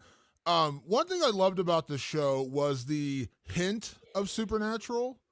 Obviously with the earthquake happening in the show, and then obviously everyone getting the rashes, and then of course Julie Bowen's character dealing with the possession and everything. Right. Was that, like, I imagine it's very purposeful to like hint at what actually could be going on, because I love that. I love the question, like, was she actually possessed throughout the entire show? Right. And then obviously, like that final episode, the exorcism of seeing her and seeing the evil Dylan and everything. Like, I just love that, because I love when you're not totally sure. Like, am I totally sure Yeah, what I'm seeing? Am I totally sure what's actually happening here? I imagine that was very purposeful in that, but because there were moments where I was like, is this actually happening? Is this supernatural? And yep, even until we found out for sure what was going on with the programmer, with Garrett Dillahunt's character, the Reverend, even then I right. was like, what is this? Like, what is going on there? I imagine that was very purposeful what you were doing to kind of Oh keep the yeah, audience guessing throughout. yeah, yeah. We definitely were. The scariest moment for us when breaking the story was when we get to the reveal of what happened to Ryan, right? What really went down with that death. I won't even call it a murder because it wasn't. But we were afraid that by leaving that in the story and dropping it when we did, that people might completely tune out and be like, okay, well then there's absolutely no supernatural element to the show. So we worked really hard to make sure that even after that point, it is super ambiguous. And right up until the final frame of the show, it's ambiguous. I it's definitely a little bit of a nod to the spinning top at the end of Inception, right? You get that last moment where you're like, but what is actually going on? We in the writers' room have a full understanding of what's going on. And there are characters who in the show who will say things that may mislead you, and they will say things that may put you on a closer track. But we never wanted to give away a real answer in this season as to whether or not what Linda's going through and what the community is going through is real, because, digging into some of the themes of what we're riffing off of, even if what Linda, and I'm not saying this is the case, but if what Linda has been experiencing isn't real, if it's all in her head, if she's crazy, is she not still acting the way that she is? Is the town not still reacting to her the way that they are? In that sense, I don't even really feel like is it or isn't it real is going to make for a satisfying answer at any point, because the show is not about are there or aren't there demons. The show is about what happens when a bunch of people buy into this, and you kind of go from there. That being said, I think we do know what's up. As the seasons go on, we'll hopefully try to peel back the layers of the onion. But yeah, ultimately, it really just comes down to that point of like, as long as these characters are still acting the way that they are in the physical world, what does it matter to any of us if what they believe is not true? And I'm not saying it's And not you true. you very wisely in the finale, have that speech about fear is real. Like it does it, and the point is to, yes, we're leaving it ambiguous, but the point is that the fear that and what it has created is real no matter what the answer is. The problem Exactly. is real. And so Yep. whatever they're seeing is a product of what they're experiencing, is a product of their pasts. Yep. What I'm saying is you did a good job. You did a good Hey, job thank you. of laying a really good groundwork. And this is really sophisticated and good storytelling, and the kind of storytelling where you have to pay attention to every episode to get everything you're looking for. It's all there. And Yeah. if you have the patience, it will all be revealed in time, or won't be, but thematically will be. Like, I guess if that makes any sense.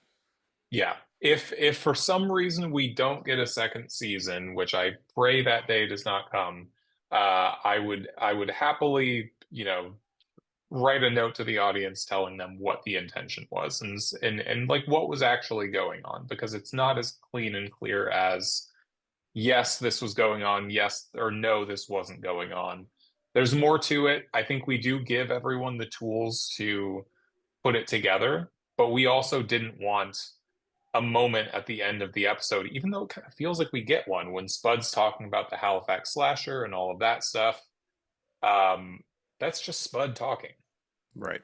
That's like he's not saying the thesis statement of the show. That's just Spud talking. He might not be right. Spud thought that there were aliens in the town. Like, what are we doing? So yeah, eventually things will be revealed, but I think everything that everyone needs to know by the end of season 1 is in there. So, can I ask real quick? I have to ask. I'd be a bad journalist if I didn't ask. We better get a season 2. Peacock executives, whoever I'm talking to out there into the ether, give season 2. If we don't get a season 2, I'm going to be really, really, really upset. Look at me and As will Damon I. Peacock. You don't want to piss off guys that look like this. Yeah, you don't want to piss off the big guys with tattoos. Can I ask just a hint of like what you have in store for season 2? Like in your head, I don't know what's on the Yeah. page already. Can you give us any hints about what we might see in season 2? Because I don't want too much, because obviously I'm very excited, but we got to get a season 2, and I'm sure you've mapped this out in your head. Yeah. So I can tell you a good amount, and also just take that with the grain of salt that I've not pitched this to the network yet. So there's a good chance that I do say things to you that I'll say to them, and they say that's the dumbest thing I've ever heard. We're not doing that. So the complete non-spoiler edition of that is that obviously we're going to be following the same characters that we followed in season 1 in new spaces for some of them. Judith definitely in Los Angeles, adjusting to what life is like for her. Is the grass really greener, or maybe not so much? We're going to want to see what happens with Tracy once she's been arrested, but also has a now pretty much genuine cult following of people who will swear by her and that she saved the town and will do anything to protect her and keep her voice alive while she is kind of whisked away. You'll have Faith, who is, she is now without parent. It's a really great thing that we cast Barbara Crampton and Jeffrey Combs to be the grandparents, because I'm sure she needs somewhere to stay. And then I picture, bigger characters coming into the town. We're having Judith go out, we're having Tracy in new environments, but also, when something this big, a boy is murdered, a bunch of teenagers started a satanic cult and burned down a church, people tend to start flocking to that area that weren't there before. People in the media, people maybe like a Geraldo Rivera type, who was very big and very active in the Satanic Panic. And they usually don't come into the area and help out. They come into the area and they bang the drum as loud as they can, and they want to make things look like the way that they did when all this bad stuff was going on. So all of that, plus I would assume the folks in Death Crunch are either A, renouncing metal and picking up guitars and doing everything they can to just avoid this image that they built for themselves, or being called by record producers who now see the biggest gimmick that they've ever seen in their lives just unfolding right in front of them and want to get them on a ticket with a big band in Detroit or something like that. So I think every single subplot in the show has such room for growth. And there's so many more characters that can be introduced into this world. The Reverend was sort of the big bad of season 1. I think we could have a couple more in season 2 and bring in even more chaos and keep playing all of that stuff up.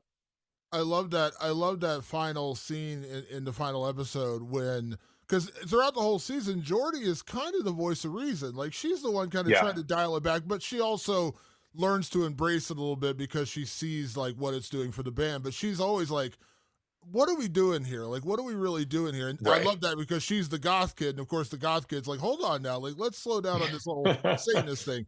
But at the end, like, I love to have that moment where they're like, all this happened and the whole town was ready to literally string up Dylan on like, and do something horrible to him in that church had he stayed where he was at when Tracy turned on him. All that's happening, but at the end they're kind of like, but we're getting attention. Like, this actually kind of worked out. Like, It works. We're kind of notorious now. That's the truth. Like, I remember when I was a kid and someone said, did you know if you play Stairway to Heaven backwards, it says satanic messages? Did I go out and buy the Led Zeppelin record immediately just so I could listen to it backwards? Absolutely. So that Yeah. I love that they're like, this was really bad, but we're kind of popular now, and so I love that they had. That's a musician's mentality, right? Like you're never like, Yep. what is it? Any attention's good attention. Any press is good press. So I love they Yep. had that little epiphany at the end. Like this was all really bad, but we're selling demos, and people are kind of into us Right. now. Yep. I mean, that's totally what a kid would do too. It's like, do we want everyone to learn a lesson? Come on. No. Yeah. No, it's not the second season wouldn't be fun if it were. We have switched over to synth pop or something like that. The second season's only fun if they're continuing to do the thing that they love the most and maybe grappling with some moral, conundrums in terms of like, well, a guy died last time and, all this stuff happened, but the whole show, like I said earlier, it's all about people who are profiting off of fear. What's that going to look like in a second season for them? How is that going to affect Jordy and Spud? And how is it going to affect Dylan, who's already gone through this in such a major way before? But I'm really excited. I really hope that we get that opportunity. Everyone was so locked in on their characters from day one that I can only imagine how much deeper they will kind of pop off of the screen in a second season because her cast was just so fantastic, so on board. And Damon and I volunteer ourselves as the head of their creepy fan club. Like, oh, obviously, great! like these are the last two people they want to see. Like, we love your band, we think you're great. Like, we can be those guys for you, man. Just letting you know. Incredible. Okay, great. I'll keep that in mind. Thank you. I throw up a really good devil horn. I got to throw a really good devil horn. And I look like Charlie Manson. It all works out. Fun fact. I want to give you one fun fact before we have to start wrapping up. You said Charlie Manson. The only dispute I ever got in with the network, who I love to death, they like the show you guys saw is the show they let me make. Like they were awesome. The only dispute I ever got in with them was that when we see Tracy in the 60s at her commune, originally written and for years plotted out, she was supposed to be at Spawn Ranch. Oh, yeah. And a literal Manson girl. Tracy was going to be a Manson girl. And they rejected that so hard. And I had a 2-hour conversation arguing for it. And so when I lost that argument, finally, when we got into casting, I was like, you get me the most Manson looking motherfucker you can. I think that was my only request for that character was like, I need beard. I need long hair. I need him to look, a little bit, gangly and weird, and get me that guy and I'll be happy. So he's still kind of Manson-y, but he's like that guy's such a sweetheart. It doesn't really play like Manson. And Judith's last name is Manson. Is that a coincidence? Judith Sanders. Is it Sanders?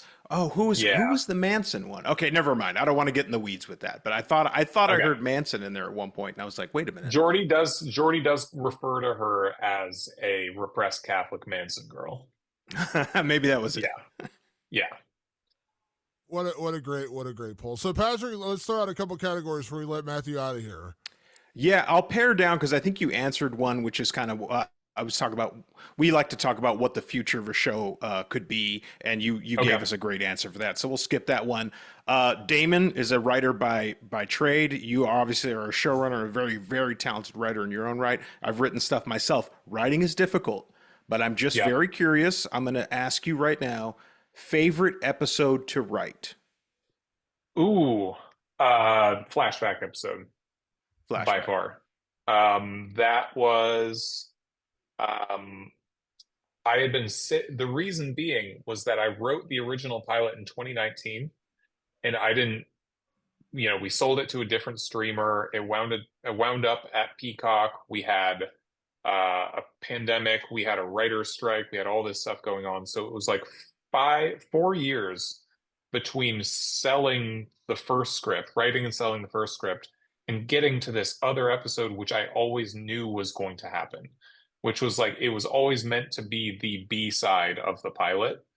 So it was like I was sitting on this thing, like waiting for 4 years to write it. And for as epic of an episode as it is, it's bouncing between three timelines, it's juggling a lot of stuff, it's doing a lot of work for the show. I must have wrote it in 3 days. Like I just Love that. burned through it, just like it was all so ready in my head. And yeah, I loved writing that episode and was felt like every time we had to cut something from it, it hurt. Like I was so proud of it that every time we had to like, all right, we don't have the money for this scene, cut that. It was like a bullet to the chest. But I'm still incredibly proud of how that one came out. And it shows on screen. I mean, it seemed like it was something you were born to write, so it came out really well. Yeah. Yeah. Thank you. Thank you. Patrick, what else do you got? Oh, that was it. I had the two, and the other one was him talking about. I wanted him to talk about the future of the show, but you already covered it. Yeah, so we got all that. Only other request I have, not that just since we got you here, is there a chance we're going to get some Death Crunch T-shirts? Is that possible? Can we get some merch? Is that? I would love for that to be the case. I personally have a Death Crunch T-shirt, but that's because we had a costumes department that was just whipping whatever up, and regretfully, I don't have the Star of David shirt. I wish I had gotten one of those from the pilot.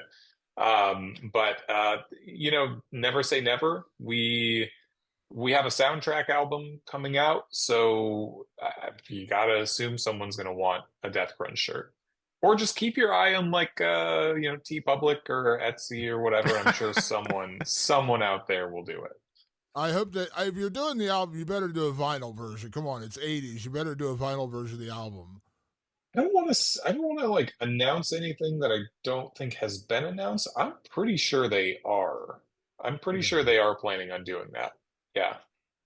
Yeah, it's great too. Tyler Bates, he's incredible. Yeah, he's I'm actually a big fan of his. The score was great, and also the original songs, like because when they did the cover of Iron Maiden in episode 2, I was like, oh, this is awesome. Like I loved that cover. Of course, you're a big Iron Maiden fan, but then hearing them do some original stuff too was awesome. Like because I if you go back and listen to one of our recent episodes, we did a review for Smile 2, and they had original music in there, and I said it's hard to make fake original music like for TV, like to do that. And there are good examples. Like I think, getting the singer from Fountain of Wayne to do That Thing You Do was very smart. That's an iconic song. Like that song sounds like a hit. But I joked, and I love Cameron Crowe, but I said, when I listen to Stillwater, I don't think I'd really be replaying those songs on my free time. Like I appreciate the movie. I love Almost Famous, one of my favorite movies.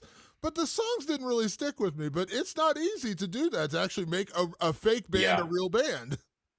Yeah. Luckily, we didn't have to play to the disadvantage that Stillwater did, in that we weren't trying to say this band was super successful. We were trying to say that this band was a garage band. And if you heard a garage band play that song, you would be pleasantly surprised. You'd be like, oh, hey, you kids are actually pretty good. We didn't have all that pressure on us or anything, but we did have a super talented songwriter by the name of Eric Vasquez who would whip those. I would give him a brief description of like, this song has to sound satanic, and it also has to like have a great chorus that unites an entire room together. Great. That's all he needed. And then he went off and wrote what was called Watchers of Death. Which is the one that's used in the trailer and stuff. And like, I never had to give him notes on anything. He just got it. He was awesome. Now you said you were in a band. Yes. So what did you play, and what was the name of your band? I played bass guitar in No Biggie. There's as all band names are, it was based off something really stupid. We had a friend who I love to this day, named Zach, who would say no biggie to literally everything. No biggie. And so one day we started a band, and we were like, what should we call it? And we just landed on that. We played a lot of shows around Ypsilanti, Michigan and Ann Arbor, Michigan. None of them very big, never really went anywhere with it. We recorded an EP at a studio at a like Youth Owned Records, which was the label in town. And it was super fun. There's nothing like having that experience with three of your closest friends. It really was like these highs and lows of like the, all of the drama that we went through was surrounding like who wrote that lyric and who's going to get credit for it, and also how much is in the band fund and how do we divvy that up against across the four of us. Like those were the most important things in the world when you're 16 years old and in a band in high school. And I tried to give our kids pointers in terms of like, look, it's not all about the music. Sometimes it's just about being irrationally pissed off at the other one for a stupid reason. And they totally got it. Yeah, I love it. Yeah, it's actually funny. I one of my closest friends, actually, I completely didn't even think about this. We were talking about Michigan. One of my closest friends is a bass player in a band from Michigan. I was like, oh, yeah, that's cool. right. Taproot, if you know Taproot, the metal band Taproot. Oh, yeah. I do, my, actually. My buddy Phil, he's the bass player out there. And that's Michigan, awesome. So, yeah, so I always, when you said Michigan, I was like, oh, yeah, that's right. Taproot's from Michigan. I always forget about that. Yeah. Yeah, so I just listen. I say this honestly, like I started watching the show, and I told Patrick, I was like, watch the show. This is us. This is like something that speaks to us. It's comedy. It's a little horror. It's just it's a little drama. It's a little bit of everything. And I fell in love with it right away, and Patrick fell in love with it right away. And of course, I reached out to you to come on the show.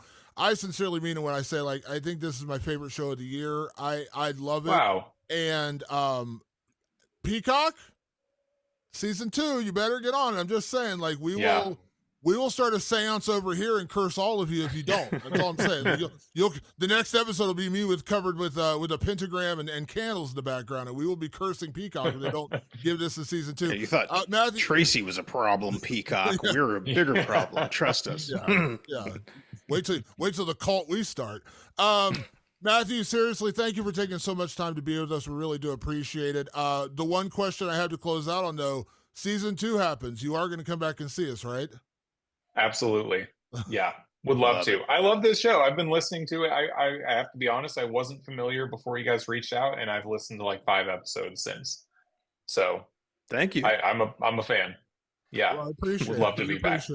We appreciate it. Well, thank you so much for taking your time. I know how busy you are and taking time to do stuff like this. So we really do appreciate it. Keep up the great work.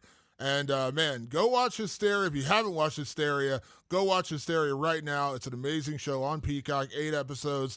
Took me about 2.5 days to get through it all. I was blowing through it. Like, I was like, hold on now. I have work to do? No. Let me put down my computer and turn on the remote. So thank you for creating this show. Thank you for doing this. And hopefully we can have you on again soon. Would love to. Thank you guys for watching. Thank you for having me. Talk soon. That is our episode, Patrick. Obviously, Hysteria available now on Peacock. Run, don't walk, right? Like run, watch it. Run. As always, want to say a big thank you to everyone that tunes in this show. Make sure you check us out on all your favorite podcast platforms, Apple Podcasts, Spotify, and of course, over on our YouTube channel. Just search Rewind of the Living Dead. Even if you don't want to watch us or look at our faces, which, again, I understand that. We do have faces built for radio. Just subscribe. It does a huge service for us, so please subscribe. And if you have questions, comments, movies you'd like us to review, I'm dead serious when I say this. I want to hear from people who watch Hysteria. I want to see if you like it and love it as much as we do. Send us messages on social media. Just search Rewind of the Living Dead. We are on X/Twitter. We are on Facebook, and we are also on Instagram. So reach out to us there. You can also send us emails if you want, rotlivingdead@gmail.com. That's rotlivingdead@gmail.com. And you can also find us on our own personal social media channels. I am at Damon Martin, and you are? At Director Patrick. And a big thank you, as always, for everyone that tunes in the show. We'll be back next week with another edition of Rewind of the Living Dead. Thanks for tuning in. We will see you then. Peace.